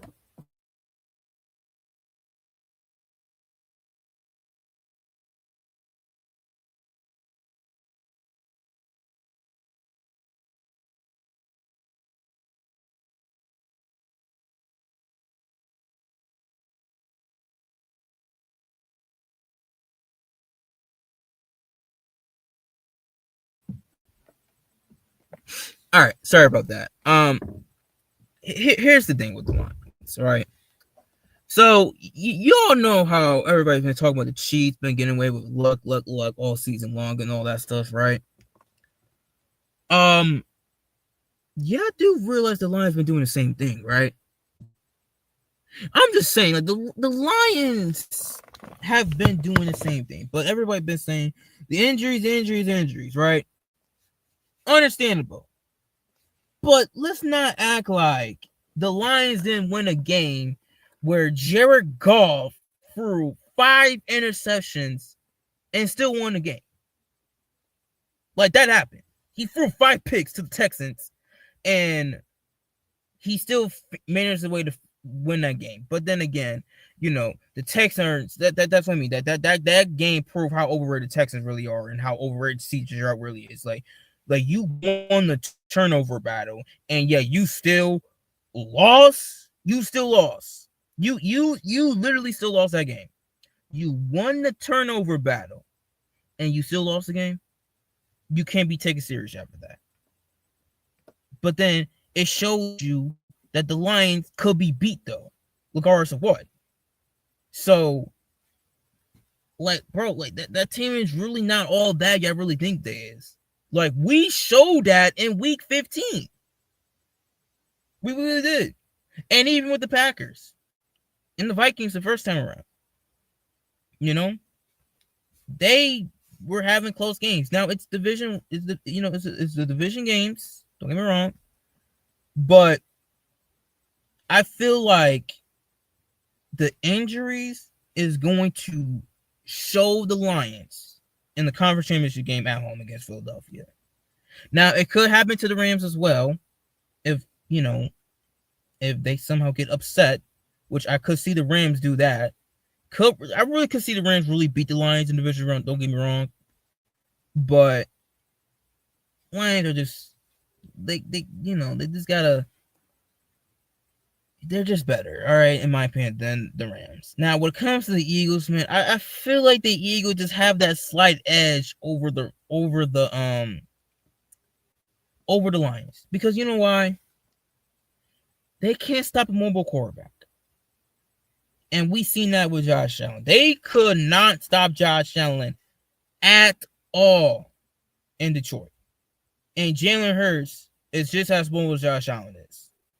So you already know they're gonna do the Philly tush push, all that stuff, man. Like, you want to talk about a team that goes for a lot on fourth down, man. The Eagles literally gave all that to the Lions, by the way. For them going for it on fourth down, yeah, the Eagles literally opened that up to a lot of teams in the whole entire NFL. Okay? Now, the Lions don't do the touch push like the Eagles do. And I guess us as well at this point. But they can't stop a mobile quarterback, bro. All right? And that's why I gave them the win over the Rams, because, well, Matthew Stafford's really not that mobile, but he's more talented. He's definitely talented, has an arm, so it is what it is with that. But Jalen Hurts is just as mobile. And the Eagles are just going to do so many plays where it's like, you don't know if they're going to run the ball, throw it, etc., etc. So, like, and I feel like that's a bad matchup for the Lions, in my opinion. So, like, and the injury is going to cost them. And I feel like the Eagles is going to really catch up with them a lot in this game. And I just feel like the Eagles are going to pull through. I genuinely think the Eagles are going to pull through. Okay? So, representing the NFC in New Orleans will be the Philadelphia Eagles. Okay? So, you call me a hater or I don't know what the hell I'm talking about, but I'm just going to keep you guys a buck. The Lions can't stop nobody, but like I'm telling you, it's gonna really catch up to them. It's really gonna catch up to them. Like this whole them just getting away with shit, man. Look, it's gonna catch up to them, man. Okay, it really is. Okay, but the defense was playing great. Look, Sam Darnold turned into the Jets version of Sam Darnold. Okay, like what do you want me to say? So. I just don't see it, man. I just don't see how they beat the Eagles. I just don't see it, man. I just don't see it. Like them, like everybody is like already claiming they're in, like they're going to the Super Bowl. Now I will say this: if they somehow, some way beat the Eagles, they're not winning the Super Bowl. Okay, they're not winning the Super Bowl. Okay, just let you know. Like whoever wins, like if either Baltimore, Buffalo, or Kansas City comes out the AFC, hell, I will even throw in the Chargers for crying out loud. If either of those teams come out the AFC and are in New Orleans facing the Lions, they're going to lose to both of them. We've already seen what happened with us. Or we've already seen what happened. Chiefs, Baltimore, and LA, bro, I'm telling you right now, they're going to literally eat them alive, bro. Eat them alive. Eat them alive. So, I don't see it, man. I just don't see it. So, I don't think they're a good matchup for the Eagles. I really don't think so. Okay. I mean, they're close, but I feel like the Eagles just have a slight edge over them. So, that being said, I'm going to take the Eagles to go all the way to the Super Bowl in New Orleans. Okay? Now, to the teams who the Eagles will face coming out the AFC, let's talk about it. Okay? Conference Championship game weekend. Allen first Mahomes in the playoffs. This will be the fourth time around, and this is technically Chapter 9 in the rivalry between Josh Allen and Patrick Mahomes, the new Tom Brady versus Peyton Manning rivalry of the NFL. All right? So, we all know the history between the Bills and the Chiefs as of the last 5 years right now of this rivalry. We know that Mahomes has got our number. He's 3-0 against Josh Allen, while Josh Allen has Mahomes' number in the regular season with a 4-1 record.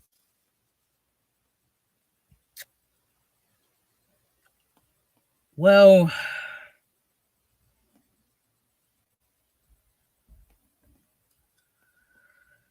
I mean, look, man, look. I know the NFL, well, pretty much everyone knows. The NFL will do everything in their power to, make sure that the Chiefs will repeat this year. Okay? Like, the NFL, in their power, will let the Chiefs repeat this year. Okay? Because if they beat us, well, just know that they will win the Super Bowl. Okay? Just let you know. Okay? So, teams in the NFC, you have no chance. Okay?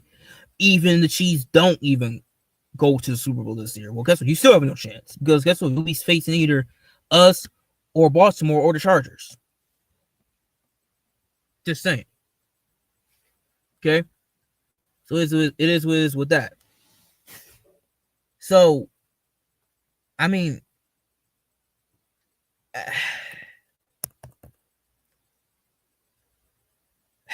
it's so obvious. It really is, because we all know the Chiefs are on a mission to repeat. They have a chance to do what no other team has done, have the first ever repeat. Okay? And this gives, I guess, another milestone for Patrick Mahomes. He does something that the great Tom Brady's never done, repeated. Which, to be honest with you, I still won't have him over Brady for obvious reasons. All right?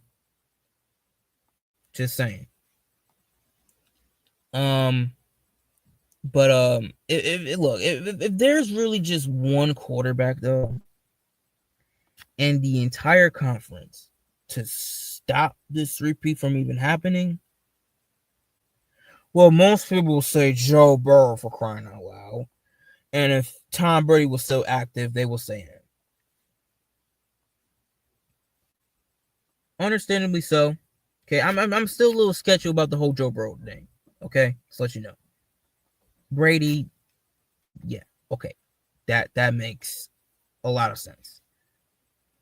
But if there's one other quarterback that could really stop that, could really prevent this repeat from even happening, besides Burrow or Brady, well, it would be Josh Allen. It would be Josh Allen. Because all time, Josh Allen has beaten Patrick Mahomes 4 times, and Patrick Mahomes has beaten Josh Allen 4 times as well. Like, Josh Allen has the most wins than any quarterback in the NFL against Patrick Mahomes. Same with Patrick Mahomes. He has more wins. Well, Brady, actually Brady does too. Brady and Mahomes are the only two quarterbacks that has more wins against Josh Allen in his career as well. So there you go with that. So, yeah,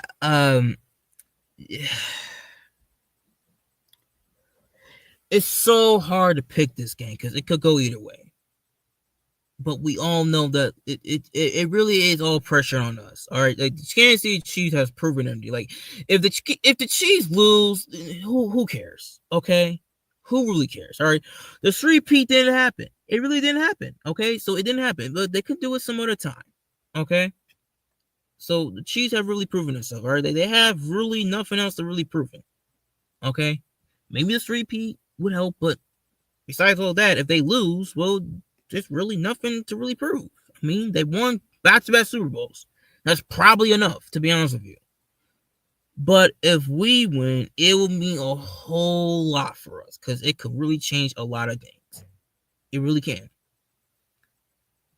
So a lot of people are saying it's scripted, that the Chiefs are going to win and meet the Lions in the Super Bowl where, Chiefs is going to win. Which, to be honest with you, I will actually believe you because, I don't really trust the Lions at all. Like,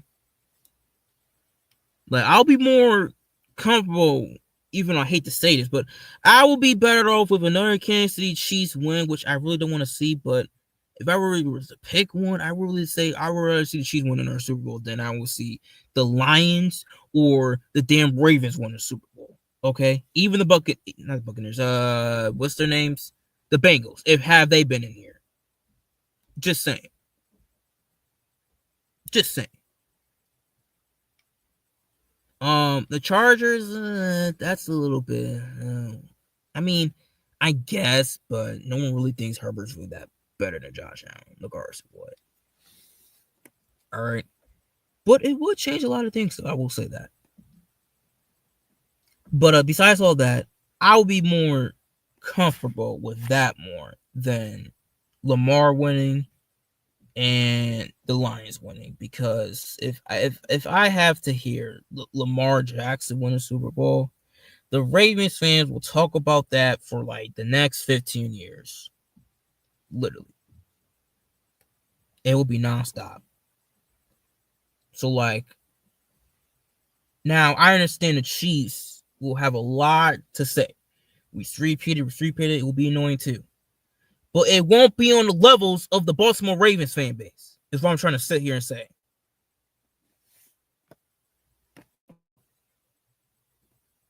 So, with all that said,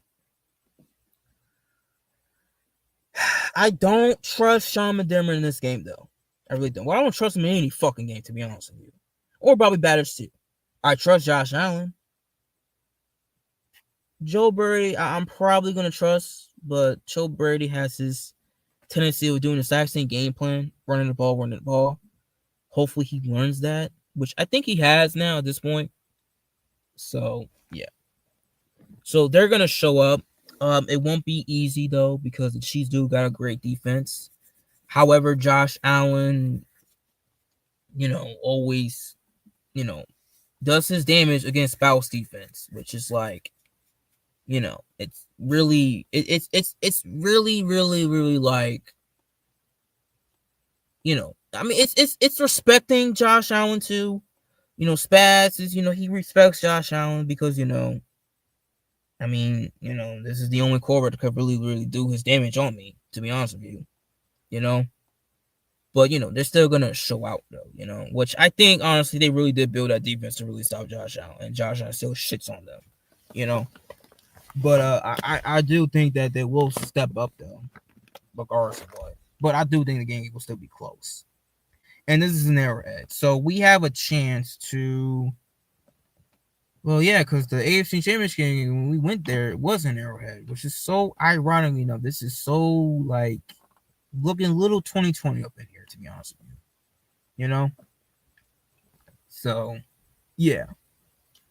But, that being said, with everything that's been happening this year, with Josh Allen being voted as the most overrated quarterback, them saying Josh Allen is no longer elite, etc., them saying Josh Allen, Burrow and Lamar was better, this and this and that,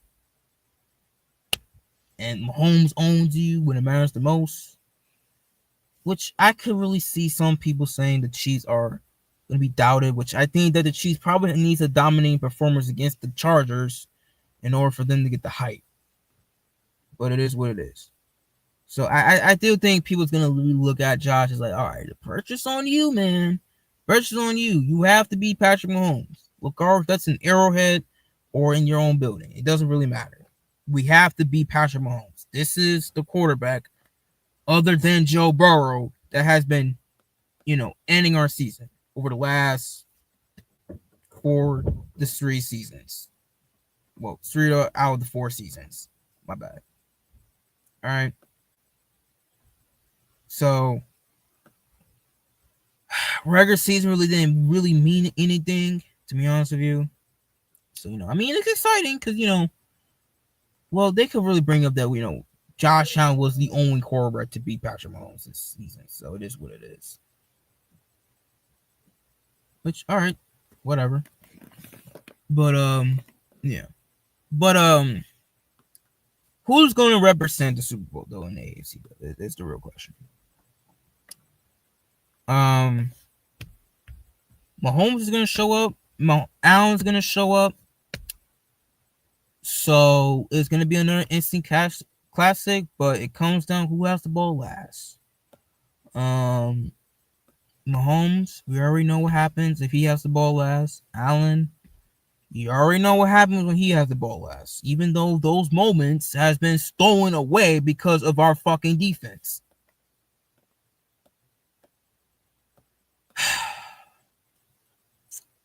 So, that being said, if I were to pick one,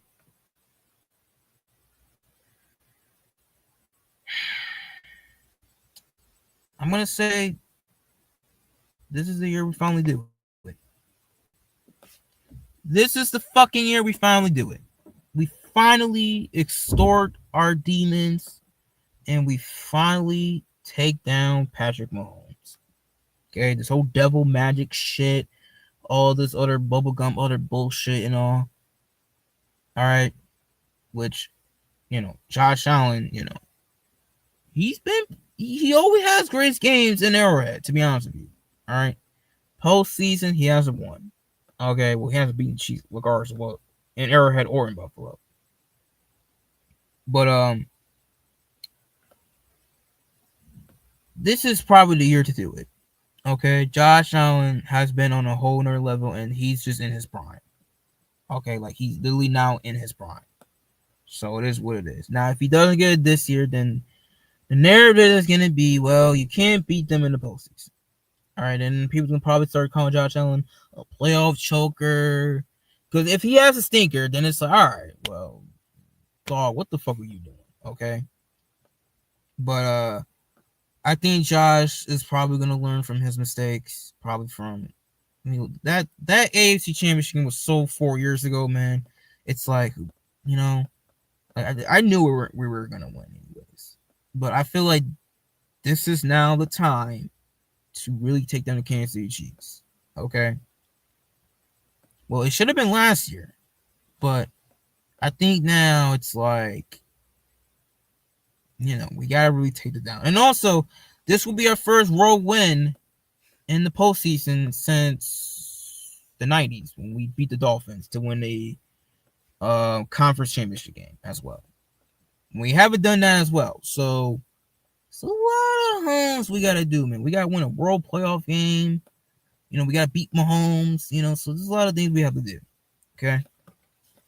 So there you go with that. So Josh Allen finally gets Patrick Mahomes in his own building, and he denies this repeat, and he goes on to the Super Bowl to face the Philadelphia Eagles.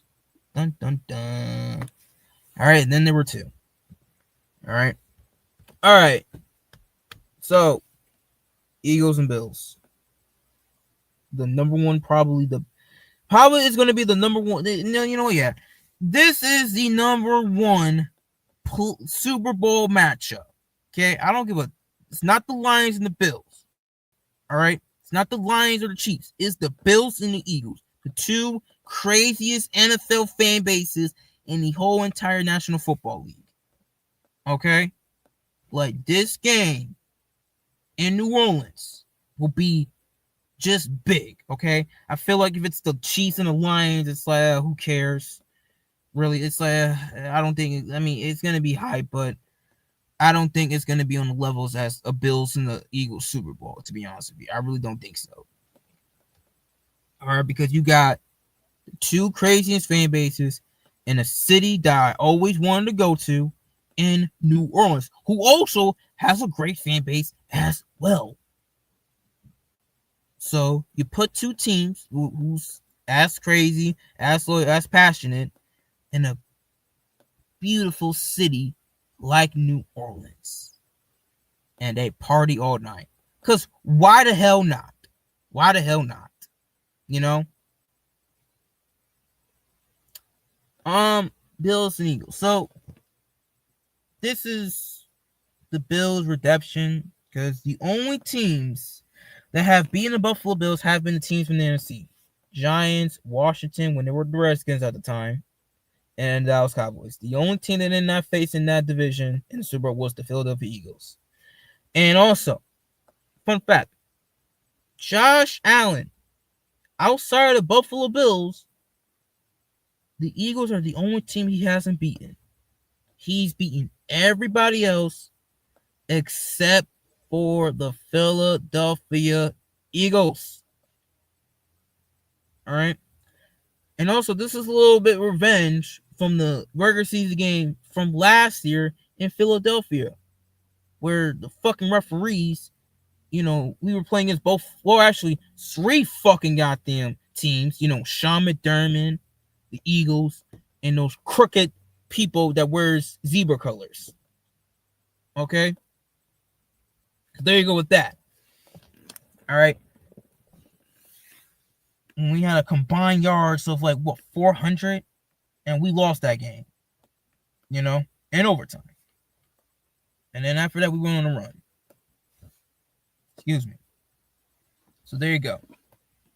The Eagles, however, are looking to somewhat a redemption of, you know, winning another Super Bowl will be nice. You know, and they have the experience since they've been here before. McDermott and Josh hasn't, but they're on a mission this year. You know, especially Josh Allen. You know, he's beaten Lamar, he's beaten Mahomes, and now he has to beat Jalen Hurts, which would be nice. This is why I say Joe Burrow should have been in the playoffs, bro. Because if Joe Burrow was in the playoffs, man, imagine the Super Bowl run Josh Allen could have had. He beats Joe Burrow. He beats Lamar. He beats Patrick Mahomes to get to Jalen Hurts in the Super Bowl. That's a great Super Bowl run right there. But, and also this is a battle of MVP candidates as well. Josh Allen going against Jalen Hurts and Saquon Barkley. That's really money making right there, So that being said, man, the winner of this game, does the Bills go 0-5 and lose to every single NFC East team, or does the Eagles lose another one to another great quarterback in the AFC? Well, your Super Bowl 59 champion in New Orleans would be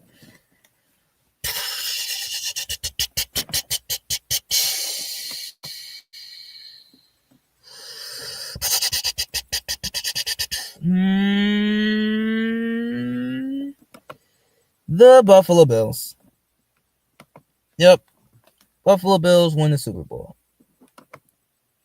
The Buffalo Bills win Super Bowl 59 after a whole year of,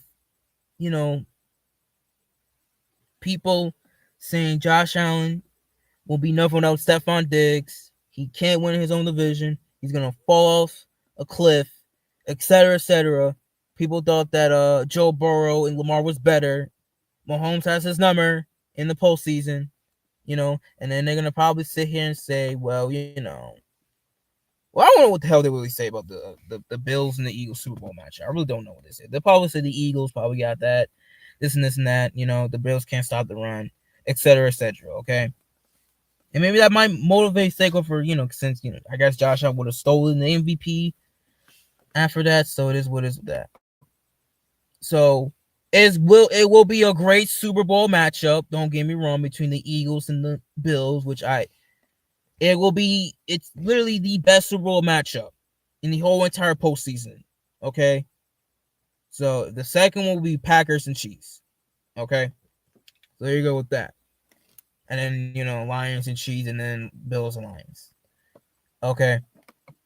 But this Super Bowl matchup right here will be the best one because of two crazy fan bases in the city that I will want to go one day, in New Orleans. It just feels right. It just feels right. Okay? It really does. Jalen Hurts, it would be funny because he did win in New Orleans earlier this year against the Saints, but then he gets to lose in the Super Bowl against Josh Allen and his return back to New Orleans. So there you go with that. So Josh Allen and Buffalo Bills are your Super Bowl champions. Josh Allen wins MVP. Okay, so Josh Allen would have the MVP award. He will have the Super Bowl. He will have the Super Bowl trophy in his hand, along with the Super Bowl MVP. All right, and then after that, my boy will have another ring. Him getting married to Haley Steinfeld. Don't know when the wedding is, but could be next year, could be 2027. We'll see. So Josh Allen's about to have a lot of things coming his way. He's about to have a Super Bowl ring, an MVP, Super Bowl MVP, and a engagement ring. Engagement ring. Engagement ring. Okay. So there you go. He about to have 4 things under his arsenal. Okay. So there you go with that. Buffalo Bills go all the way to the Super Bowl. And Josh Allen finally has beaten the Philadelphia Eagles. meaning that he is now being every single 31 NFL franchise before eternity age of 30, joining Patrick Mahomes and Tom Brady, and I believe Peyton Manning, and maybe some other quarterbacks as well. Some all-time quarterbacks as well. So there you go. There you go. So that's my entire playoff bracket. Okay. Buffalo Bills go all the way to Super Bowl. Start off with the Broncos, then beating the Ravens, beating their nemesis, the Chiefs, and finally beating the NFC East team in the Super Bowl, which happens to be the only team Josh hasn't beaten yet, the Philadelphia Eagles, not named the Buffalo Bills. Okay? So there you go with that. So yeah, that's my playoff bracket. All right. Buffalo Bills go all the way to the Super Bowl. Okay. So it's what it's with that. All right. And yeah, of course it was gonna be biased. Of course it was gonna be biased. I mean, like, come on, man. You knew it was gonna be biased. All right, like, come on. You really think I'm gonna pick someone else to win the Super Bowl? Get out of here. I mean, well, if the Bills is not in the Super Bowl, then yeah, I would pick somebody else. All right, I would have some backups. Eagles would have definitely been one of them. Yeah, the Eagles would have definitely been one of them. If the Bills ever went to the Super Bowl, it would have been the Eagles as a backup, the Packers as another backup, the Rams as a backup, the Seahawks as a backup, the Saints, and the Steelers. So there you go. There you go with that. All right. So yeah, that's my NFL playoff bracket. That's my playoff predictions. How I see the postseason going. All right.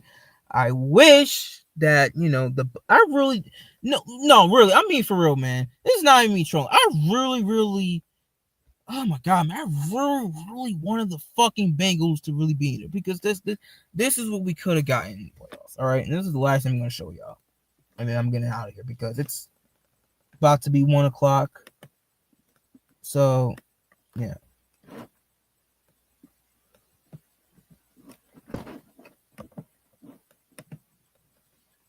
Let me save this, and then people know that I had a playoff bracket. Hold on, let me just type this in. And yeah, give me a minute, guys. Just give me a minute.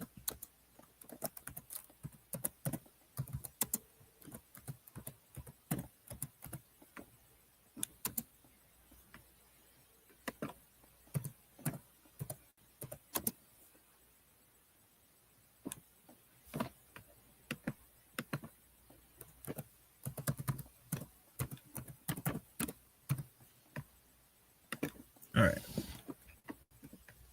right, I should save.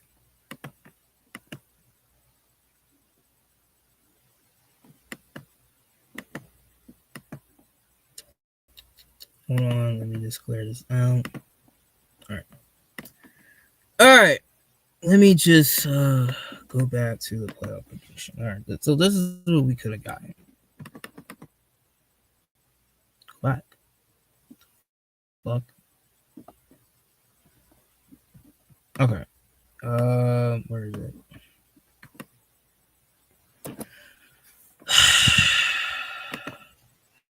Smart computers.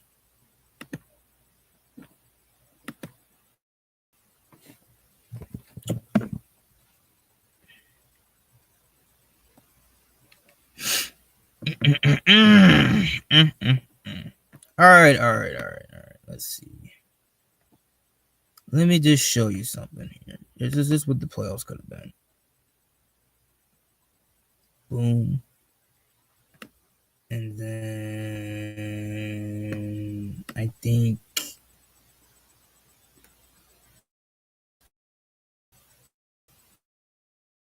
okay. So let me show you what the playoffs could have been, people. Had the Bengals have won.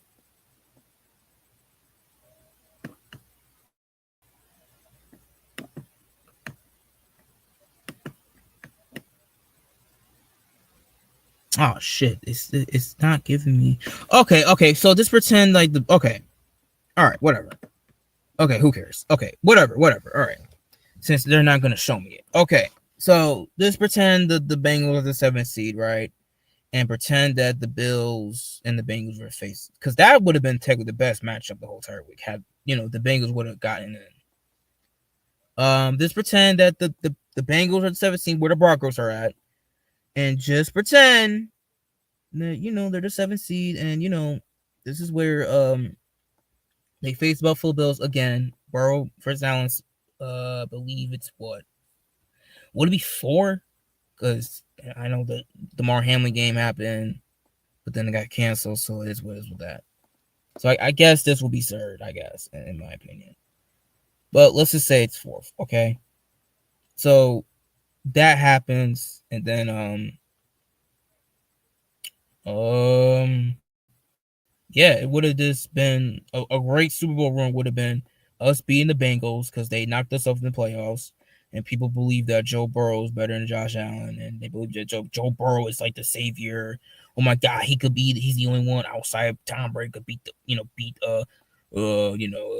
fucking Patrick Mahomes where it matters the most. Yada yada yada yada. Okay, so oh, he's that dude, etc. etc.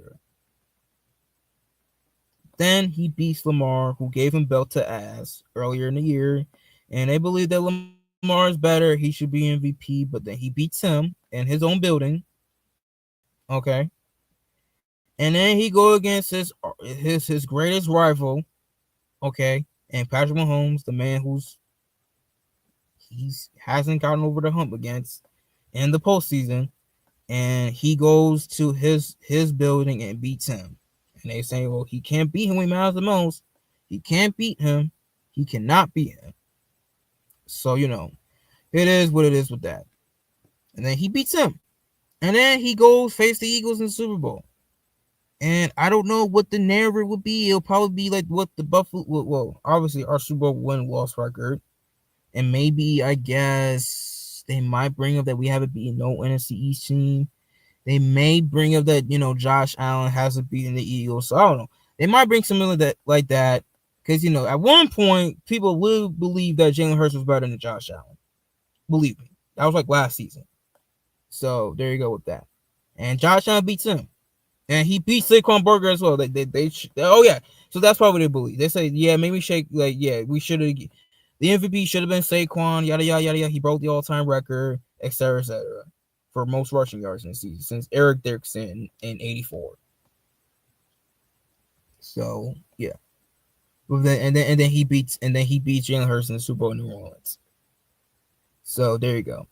So like honestly, Josh Allen would have had probably the greatest Super Bowl run had Joe Burrow and the Bengals got in, and the Broncos should have just lost. All right, but instead, we got to start off the playoff run with Bo Nix on Sunday, then Lamar next week, and then Mahomes, and then possibly Jalen Hurts. All right. Now, if we face the Lions in the Super Bowl, we'll beat them again, because then that will even ruin it even more, because I don't gain nothing from beating the Lions in the Super Bowl. Are you kidding me? Like, get out of here, bro. The Lions are just basically the Cleveland Browns of the NFC, bro. Like, stop. Just stop. All right. So, yeah, but we would have got credibility against the Eagles, okay? If we were beating them in the Super Bowl. And also, Packers. So, like, okay, let's say the Packers do somehow upset the Eagles, right? And they make it all the way to the Super Bowl. And we beat the Packers in the Super Bowl. That's still a pretty good Super Bowl run, in my opinion. Because we beaten one, like, probably arguably the greatest franchise in the whole entire NFL. Okay? So there you go. The Vikings, well, somebody's got to win, because, they're 0-4 as well in Super Bowls. And they did it way before us, except for they didn't go 4 straight and lose all of them. They did 3 straight and lost. So they could have been the first one to lose 4 Super Bowls, actually. but the Bills said hold my beer, basically. But no, on all serious note, yeah, that would have been probably respectable too, because the Vikings, I couldn't believe that they have a great win percentage in franchise history, which is why it's kind of more embarrassing for them.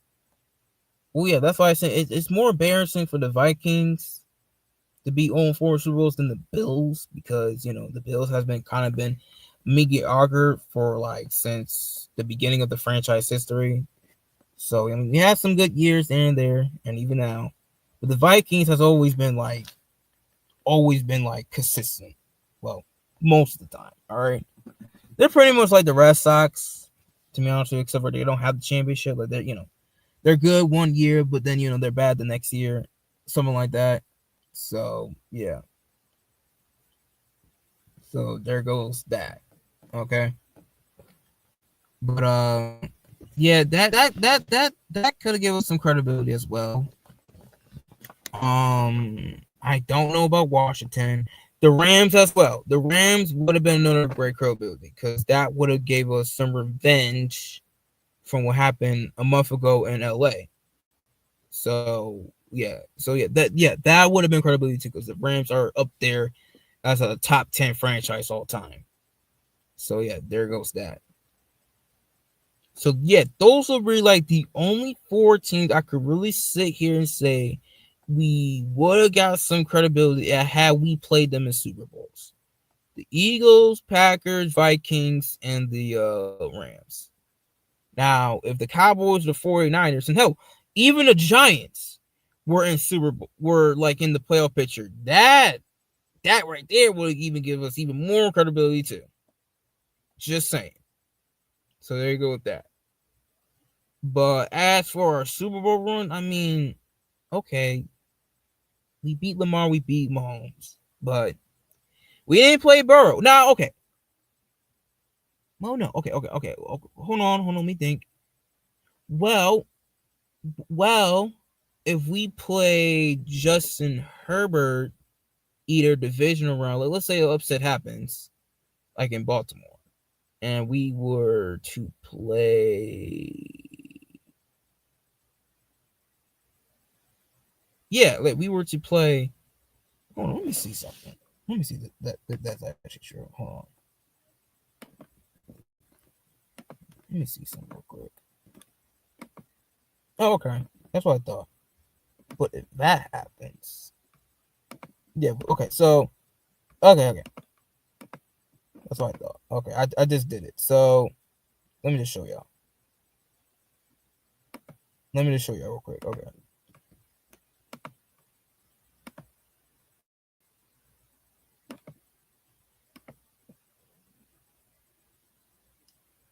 So let's say we played. All right. So let's say Pittsburgh upsets Baltimore.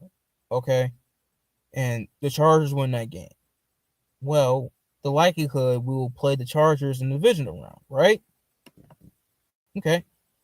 But let's go with the logical one, that what's going to really happen next week. Let's say, okay, let's just say somehow the Chargers beat the Chiefs. That would mean we got home AFC Championship game against the Chargers. So, yeah, I could see us getting some credibility if we beat Herbert in the playoffs too. I could see it. I could really see it. I could really see it. Because, they've been saying Herbert's a top 5 quarterback. So, yeah, we will get some credibility if we were to play, if we were to beat Justin Herbert in the playoff game as well. So, yeah, that kind of is a great Super Bowl run as well. So, just saying. So, yeah, we will got some credibility too. Russell Wilson, yeah, probably so. Former Super Bowl former Super Bowl champion, been a top 5 quarterback in this league before. Pittsburgh's a great organization. So yeah. CJ Stroud, Texans ain't really all that great, but I this will be some payback against them. So not really, not really, not really. But Mahomes, Lamar, Herbert, and Russ would have been some credibility. Bo Nix and CJ Stroud not so much. All right, but if Burrow was in there, it would have just been Mahomes, Lamar, and Burrow, and then like Justin Herbert and then Russell Wilson. So there you go. But it is what it is. You can't always get what you want. All right. And people are saying, well, you're crazy. You're crazy to want to play the Bengals. Well, I want some payback back. That's why. Because I think we would have beaten the Bengals. Now, the Bengals would have definitely put up some points because, our defense is ass. But, yeah, because I feel like, well, I'm saying all that, but then it's like, well, why are you discrediting the Broncos? Because I don't think their offense is. I really don't think the Broncos' offense is really all that, bro. That's why I'm saying all that. Because they can't run the ball, okay? Like, they're pretty much where the Bills were for the last couple of years before we finally got a running game, not named Josh Allen. When we finally got a running game, bro, before we had a running game, the Denver Broncos. I'm not the Denver Broncos. We were a pass happy team. We were a one-dimensional team. Not two-dimensional, only one-dimensional. Okay? And we had Josh Allen basically being the run game and the passing game. Well, actually, yeah, pretty much doing everything all himself. And Stephon Diggs was there too at times. Okay? So we were just like that, okay? We couldn't run the ball for shit outside of Josh Allen. But now that we had and also the offensive line wasn't that good either. But now we do got an offensive line. We do got a running back, okay? Three of them actually. And we're taking the low over Josh Allen. Because Joe Brady did something that neither Dabo, well, especially Dabo. Dabo just never ran the ball. At least Dorsey tried to run the ball. All right, but he was still as stubborn as he was. All right. And terrible play caller as well. All right. Which is the reason why the Cleveland Browns suck. I mean, you could say Corbin's situation too, but Ken Dorsey's not that good. All right, which which you see why we fired him. Okay. Talking about, well, I think Ken Dorsey is no, that's all Josh Allen stats. And now you have really seen what Ken Dorsey is like without he. Like, look, he's literally Adam Gase 2.0. Like, you really see, like, when Adam Gase left Peyton Manning, bro, he really wasn't the same because he didn't know what the fuck he was doing. He didn't have that quarterback to really save his ass, to really bailed his ass out. Okay. And the same thing is happening with well, I've been saying that happened with Brian Dable. All right, I said Brian Dable was gonna get exposed regardless of what. So you're seeing him without no quarterback to bail him out to save his own life, which he might get one now this year, this upcoming draft class. So we'll see. We'll see what happens with the Giants. But I'm not here to talk about the Giants. I'm not here to talk about the Cleveland Browns. I'm not here to talk about my team. Okay. So yeah, so that's where I see the Denver Broncos at, okay? And they have a better play caller than Josh Allen, okay? So, with Sean Payton, by the way, okay? So, there goes that. But that Denver offense is not that good, okay? And I don't think their defense is really all that either, okay? As I told you before on who the hell these dudes has played, and they always beaten like literally only one legitimate contender, and that's the Buccaneers. I mean, the Chiefs, I mean, they didn't have Mahomes. But, I guess they played well against Mahomes, but they still lost. So it really doesn't matter, honestly. Okay? So I'm just not sold on them. I'm swearing on them. I'm telling you, bro, they're about to get beat down, bro. They're really feeling themselves. Okay?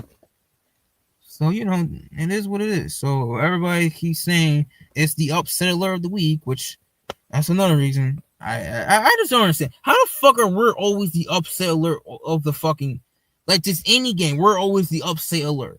It's never no one else except for the Buffalo Bills. Like, the Buffalo Bills always gotta be put on upset alert, upset alert. Like, why can't we just have one game where we're not on the upset alert?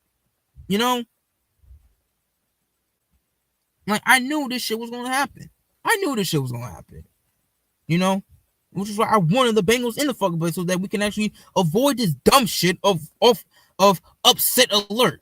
But no, I couldn't get what the fuck I wanted, and now we gotta play Bo Nix and blow this dude out.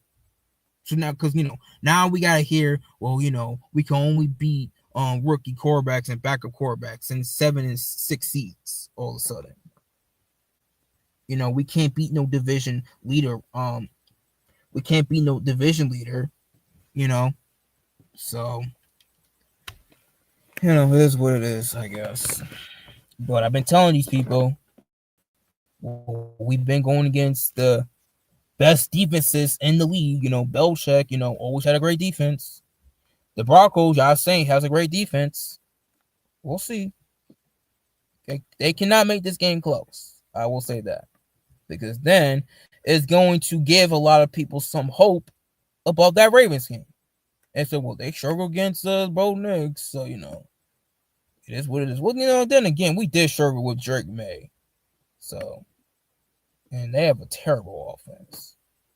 So, we'll see. But I don't think, I don't think I don't know. But, yeah, I think Josh Allen was just trolling that game, to be honest with you, low-key. He always does that shit. But this game, I don't know. Josh Allen is not trolling the playoffs, all right? So, that's, that's why I say him winning that game against Lamar, and, people are going to say, well, whoever wins that game wins the MVP. He's not going to troll that game. Trust me, he's not. Like, it's the playoffs. I'm not going to troll this game. If it's just a regular season, yeah, he would. He will troll. He will definitely fucking troll. And when he trolls, he usually wins those fucking games. Like, yeah. All right. I said I was not going to go on here for 2 hours, but I did. So, I know how I am. I'm going to get out of here right now. But before I do that, Jordan Francis, my boy Phenom. All right. Yeah, I know this was posted at 11, so I'm doing good, bro. I'm doing good. Just getting ready for the playoffs. Here we go. And no, I'm not that nervous. Well, maybe I am a little bit because, the Bills are, dealing with this team for so many years, I don't feel safe. But this year, I honestly, my nerves hasn't been as fucking as high as usual. Maybe that Rams game it was, but not as it was as years past. I think it's because, why? I think after what the Bills did last year, when they were 6-6 and they went on a 5-game winning streak, I think the nerves, I think my nerves just probably just gave me confidence that, what? Regardless of what this team is at, how bad they played mid-season, though, I think they're always going to find a way to pull out in the end. So it's just how resilient our team is. We got a quarterback. So, it's what it is. I'm gonna read this one from 2 hours ago. I picked the Bills to win the game against the Broncos because they are division rivals, and I don't root for division rivals. Yeah, and that's another thing, right? This is the last thing I'm gonna say before I get off. I just don't understand where NFL fans have now come to the conclusion of rooting for a division rival and even standing up for a division rival. Coming to the defense for a division rival. Because I've been seeing this for the last couple of years. Okay, especially on Twitter. Like, ever since we've hit the new decade, I have seen a lot of fan bases defending their division rival. And this is a player, by the way, mind you. This is a player.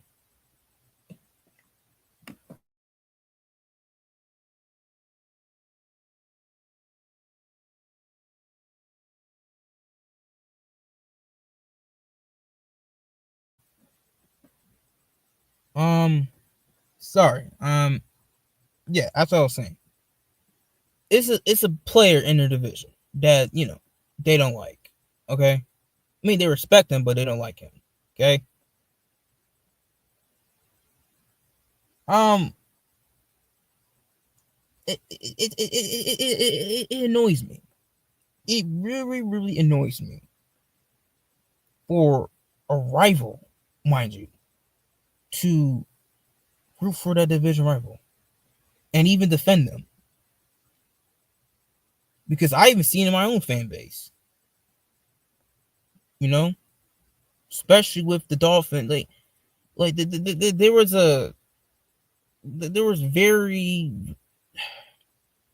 there was some Bills fans back in, I think, 2021 for 2023 during that all seasons and stuff, for saying about, AFC East is gonna be tough.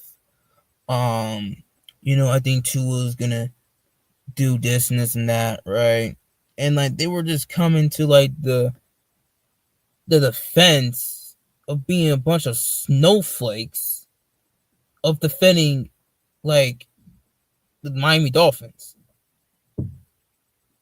And some of them were even talk about the Jets as well.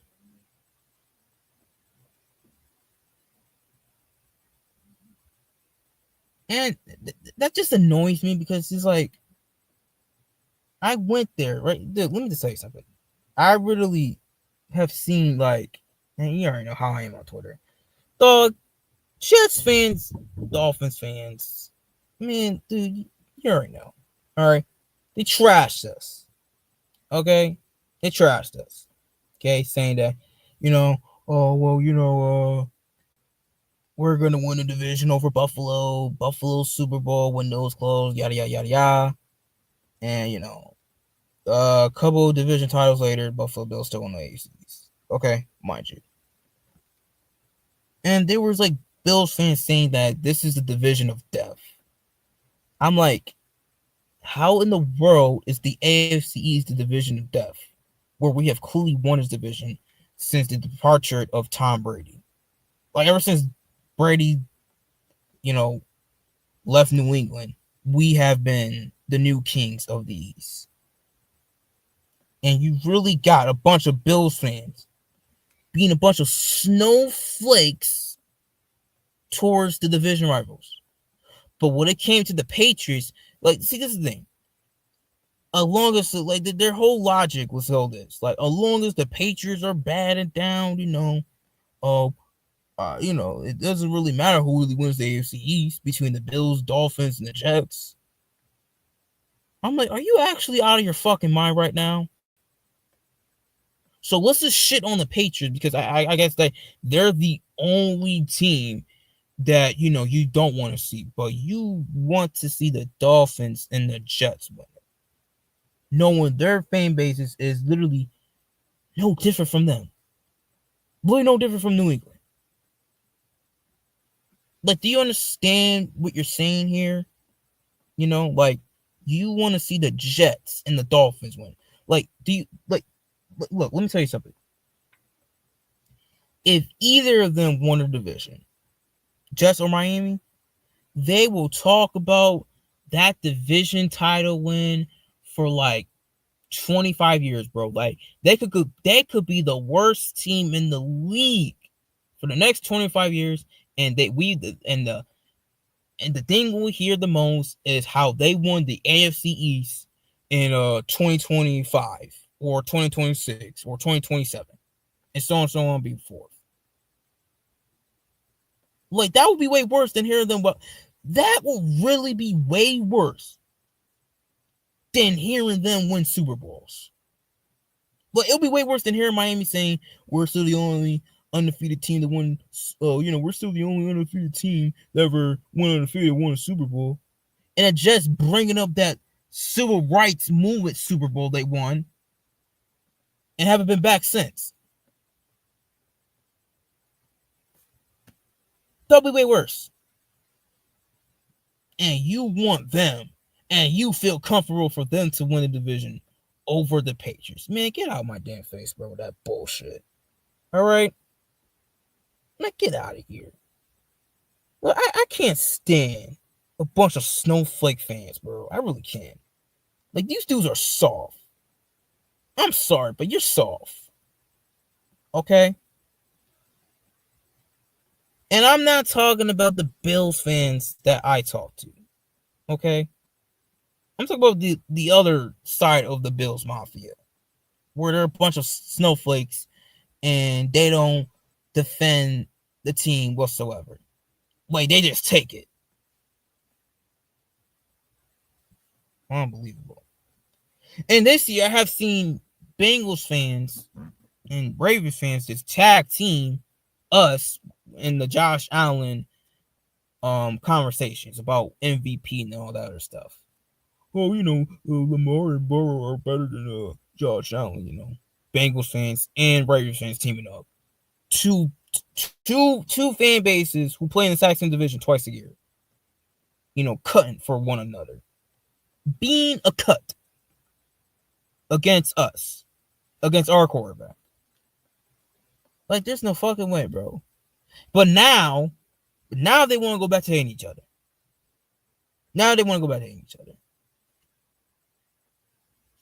Like, just teaming up with the ops, saying, I won't mind if the ops were to win a division over so-called another team. Because if the other team were to win, I would be mad. But the other two teams were to win a division over us, I will be comfortable. Man, I swear, there's a bunch of goddamn soft people, bro, on Twitter, bro. Honestly, there really is, bro.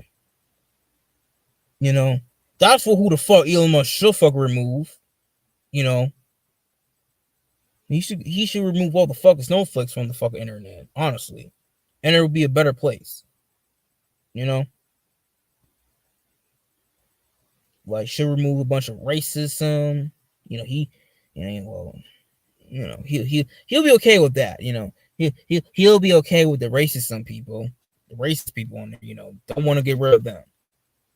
Well, you know what? I don't fucking know. He probably won't get rid of snowflakes, because if he can't get rid of the pedos and the racist people on Twitter, then I don't see him getting rid of snowflakes at all. I don't see it. All right. So until I probably see Elon Musk get rid of the racists and the pedos and stuff, then I could probably sit here and say, oh, well, then shit, he might get rid of the snowflakes next. Get these dudes off the fucking internet. Shit. Get them off Twitter. Let us never see them ever again. Had to deal with that for the last 4 years. Like, after the 2020 season, I had to deal with that. Like, what are we doing here? Does rivalries don't mean nothing to y'all no more? Like, at least the Steelers and the Ravens still hate each other. Like, the Cowboys and the Eagles still hate each other. Giants fans and Eagles fans too. But for these other fan bases, like the Bills and the Dolphins and the Bills and the Jets and the Ravens and the like, what the fuck are we doing here? Hell, the fucking NFC North hate all each other. They're not nice to each other whatsoever. Same thing in the West. AFC West, NFC West, NFC South. Why in God's green earth? I don't know how the AFC South is, but they probably hate each other too. But why on God's green earth is the AFC East and two teams from the NFC North being all nice to each other. But what is this shit?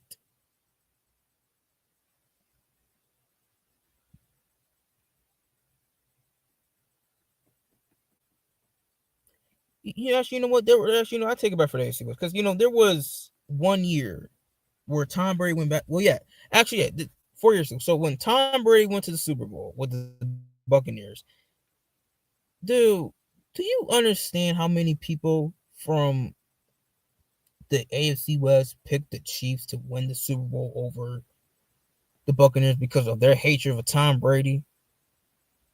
So you mean to tell me you want your division rival, the Kansas City Chiefs, to win another Super Bowl? Like, really? Really? Because you hate Tom Brady?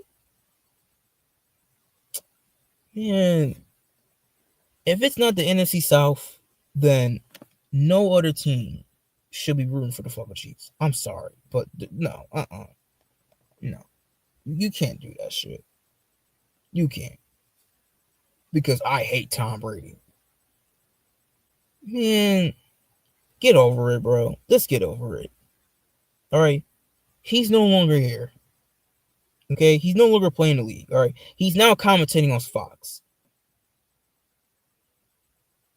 Which, you know what? That's another thing about it. I didn't even bring up that. So, that's another thing, too. Like, they will probably want Mahomes in the Super Bowl because Tom Brady is commentating the Super Bowl and it's on Fox this year. So that's probably another reason too, to see, I guess, from the actual GOAT to the so-called baby GOAT and see him street right in front of him. So that's another reason too, behind for the NFL wanting the Chiefs in the Super Bowl, because Tom Brady is commentating the Super Bowl. And they probably would want Brady to congratulate Mahomes on becoming the first team ever to repeat, and et cetera, et cetera. I mean, it makes sense, but it'll be. I mean, it's too obvious, bro. I mean, like, the NFL really thinks they're slick. Like, the NFL really thinks that people are really that stupid. Look, we know what you're trying to do. We're about to fuck up your whole script.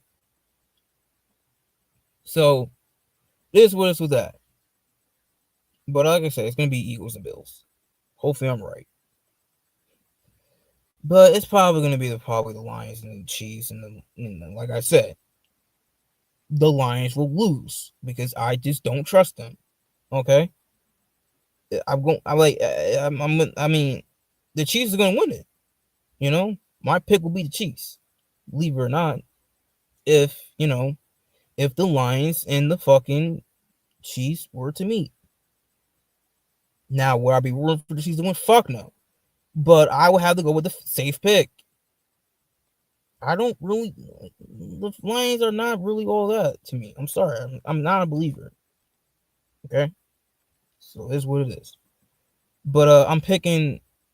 My Super Bowl prediction, I'm picking the Eagles and the Bills, and I'm picking us over the Eagles. Okay? This is probably the better match. It's the better matchup, in my opinion, than... probably in a snooze fest. And then you got Kendrick Lamar performing in the Super Bowl. Yeah, no. Fuck no. Well, you know what? That would be the only reason why I don't want us to go to the Super Bowl, is because they got Kendrick Lamar performing during the halftime show of the Super Bowl. That would be the only reason why I don't want us to go. Well, if y'all didn't notice, I'm not the biggest fan of Kendrick Lamar. This is anti-Kendrick Lamar around here, okay? Kendrick Lamar, he's just... You know what? I don't feel like going in with Kendrick Lamar. I really don't. All right? I'll go in with Kendrick Lamar some other time. You know what I'm saying? So it's with that. But, yeah, man. I just don't... Yeah, I just don't understand what was the whole point of the AFC West fans 4 years ago to pick the Chiefs to win the Super Bowl and root for them to win the Super Bowl because of the hatred of Tom Brady. I don't get it. I really don't get it. Like I get it. Tom Brady made a lot of fucking fan bases pissed off. probably except for the Giants fan base. But I mean, really? Really? I mean, just let it go, bro. At some point, just let it go. You know, like it happened. All right, it happened, and now Mahomes about to do the same thing. So like when I like if there's another quarterback who's gonna be in GOAT conversation, like when Mahomes is like when Mahomes is around the twilight of the end of his career, and they bring up that quarterback, well, guess what? If Mahomes goes to another team in the NFC, yeah, if he goes to another team, which likely will be the NFC, then I mean, why would you want to root that division round against Patrick Mahomes? Because of your hatred of Patrick Mahomes? Like, that shit makes no sense. Same thing with Josh Allen. Like, if Josh Allen were to go to an NFC team and some fucking team hates Josh Allen and then that team plays in the in the Saxon division as that team that's faced Josh Allen in the Super Bowl and they root for them because I hate Josh Allen. Like, the fuck is wrong with you? You know? Like, man, these damn fans are just so soft. They're so snowflake, bro. And I don't really say this word often on here, but they're pussy. They really are just a bunch of pussies. To be honest with you. Bitch made too. So, it is what it is with that. So that's what I gotta say about that. Like, that shit irritates me. It gets on my nerves and it annoys me.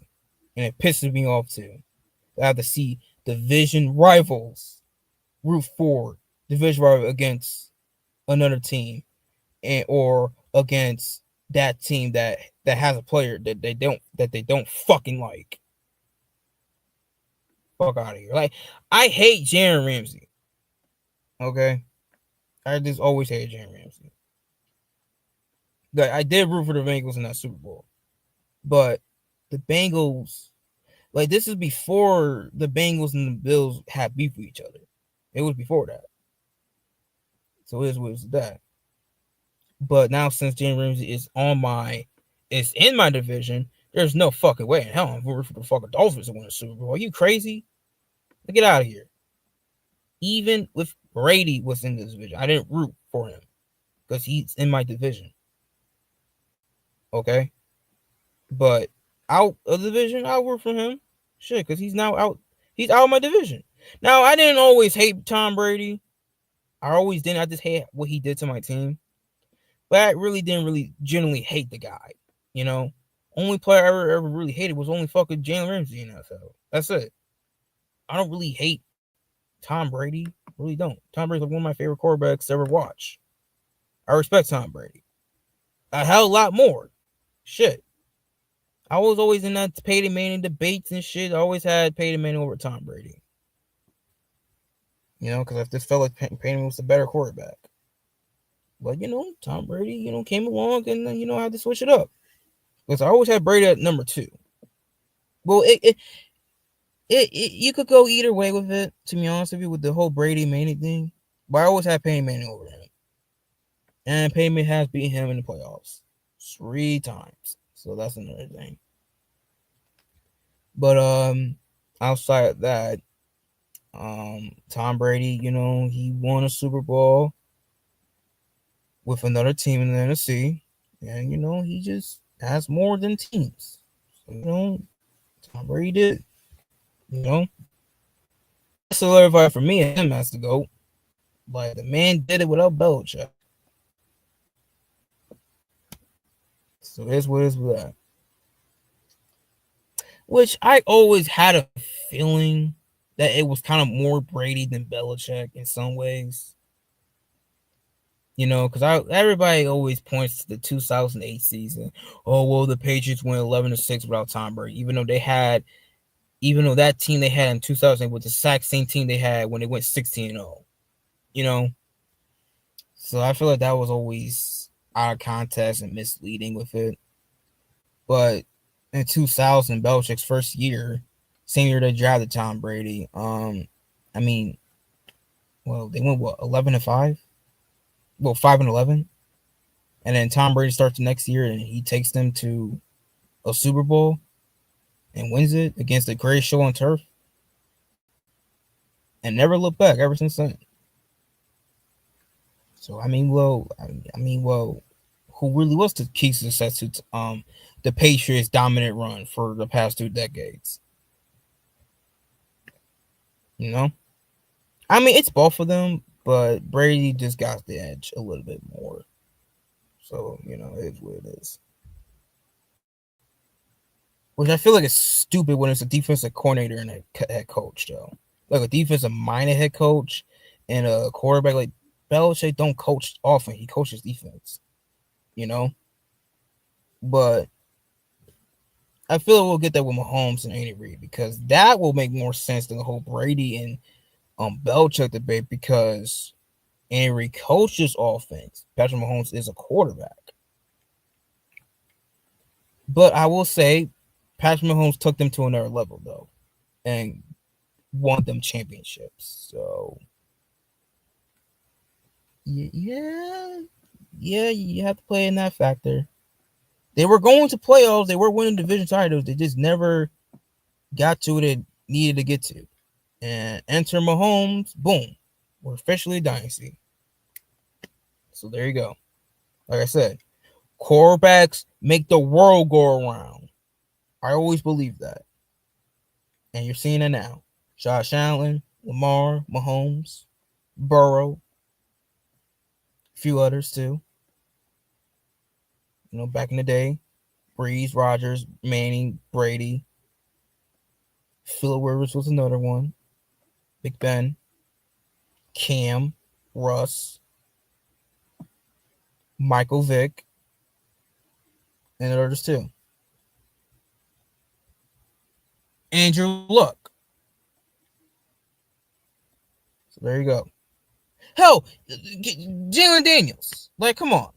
Yeah, like, turn the whole Washington Commanders franchise around. Just like that in 1 year. Now, will he have a CJ Stroud slump year next year? We'll see. We'll see.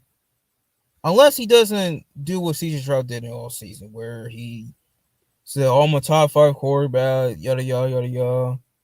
And if he doesn't hang out with Kardashian, because the Kardashian curse is fucking real. There were reports of, I guess, CJ Stroud was hanging out with one of the Kardashians. I forgot who it was. And yeah, I guess he got the fucking curse. But every time you hang out with a Kardashian, bro, you always get a curse right after it. So, and CJ Stroud got the curse. So yeah, that's why he's probably having a bad season. Shit, who knows? But I digress. All right, I don't want to make this 3 hours, so it is what it is. It's about to be almost 2 o'clock. This is probably the most latest stream I've ever done on this channel, so it is what it is. Hope you guys enjoyed my playoff predictions. Okay, it was just Buffalo Bills, and hopefully I'm right. I've been right this year, to be honest with you. With the Bills with the Bills being undefeated at home, 13-4 record.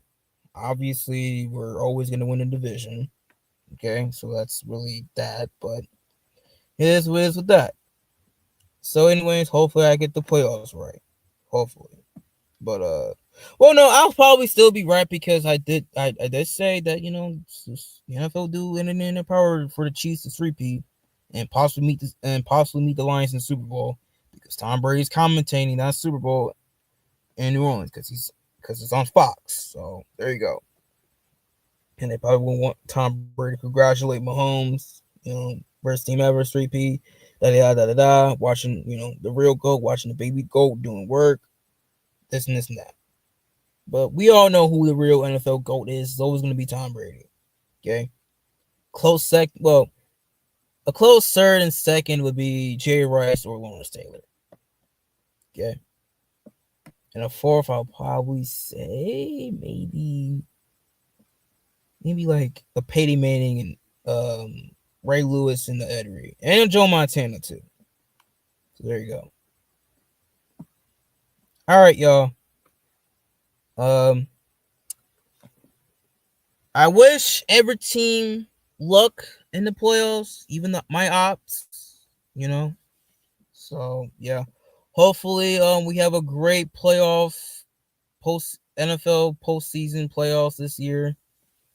So yeah, let's just hope for some great playoff games, man. All right, and we get to kick it off with the Chargers and the Texans, and then we end it with the Vikings and the Rams on Monday night.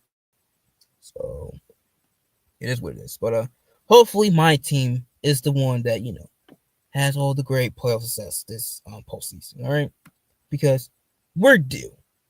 Okay, and we've been due. All right, so hopefully this is the year we do it. But if we don't, then it won't be shocking because, I mean, the ceiling for this team would be the AFC Championship game. So you have to like get past like the second round this year, which I think that's the only way Sean McDermott really saves his job. He gets past the second round this year. Like if he gets past the second round this year, then Sean McDermott will still be the coach of the Buffalo Bills. Just saying. So there's that. But that being said, y'all, I'm out of here, y'all. Hope you guys have a good night rest. And yeah, let's get ready for the playoffs, people. But anyways, this is your boy, the Mafia King, signing out. Tell you guys later. And go Bills. Bye. Gang. They want three shots slow. Oh shit. I'm back in this bitch, you know, it's legit like these niggas already know we fucking rockin' like cut-off stockings. Ain't no bitch in my pocket, just big bang rolls and dirty Dracos. Shooters on point, they gon' shoot when I say so. Lil' Jock in the cut, he gon' fuck around and give you a halo. Still can't get him off, bitch. Do it, man, wait on. I'ma start this off by saying, boy on your ass, doing that Instagram thuggin' for them hoes in your fans. You don't type how you act, you gon' get your ass blam. Round here rapping like you steppin', you ain't even in your bag. You ain't even got a body, I'ma see you with your mans. Last nigga tried to play, I left his ass where he stand. Should've killed his fucking dog, but his pussy ass ran. You don't get no respect, cause your goofy ass ran. Ayy, my driver swung the dope, I hop out and up the scope. Hit his ass a couple times, it ain't empty, bang some more. Put these hollows in his throat, how many hit I say by 4. It's your cases on the scene, I'm masked up, they ain't gon' know. Counting old money, new money, I got blue honey. Stump a nigga ass out, what is Glock like 200. Catch that nigga ass out, I know he won't shoot none. You know that nigga killed your dog, and you still ain't do nothing. Up the stick, it's a whole honey, he a whole diamond. From the white, the nigga knows, I think this nigga knows running. Freaky bitch, she gon' eat the dick, she got a nigga coming. Sorry baby, I'll be home later, I've been road running. Hey, why this nigga faking, acting like I owe him son? It's okay, go grab the K, I'm finna show this nigga son. Nigga, huh? I'm like, nigga, what? You gon' step on who? Catch you lacking, bitches cracking, swear to God, you better shoot. Nigga, we can get up since you wanna get tough. 2, 2, 3, here, this a test and make them pick this shit up. Like Jada, put my house, she want me to get rough. Smoke a pound, dick her down, she know I got that good stuff. You know I saw his ass walking, so I hopped out the truck. He tried to run, I hit his lungs, 2, 2, 3, tripped him up. Hit his up like 6 times, but I guess it's his luck. And then the niggas know I did it, I just don't give 2 fucks. I'm wild ass default, ayy, bitch you shoot at ducks, cause they hoes take your pose, then come light your street up. Shovel double low, tell me why you stole they stuff. You a clown, you won't clown, haha, you don't get enough. I'm in the back with a mat, with a jock in the cut. I can't get you look more real, I can fool fuck him up. That's your whole shit for the team, I watch leak stuff, her guts. You out here loving on that thought, and that thought getting fucked. Been hanging off the drugs, he on all type of stuff. I got 2 drivers, if not say, baby J in the cut. They gon' get me out the gym, bitch, I done seen enough. So I can spin on your shit until I feel like it's enough. You a rat and you tellin', but I don't give a fuck, cause all rats gotta die, you just ain't gon' let your luck. Ready for Armageddon, number choppers in this truck. 2, that car, that's most likely gon' get stuck. How I put them on your ass, they gon' buck you for them bucks. You know it's rest up JS Rollaway. Ain't nobody say mama's gon' cry today. Jada hop out with that K-Jock, clear the scene while Baby J do the race. Fuck.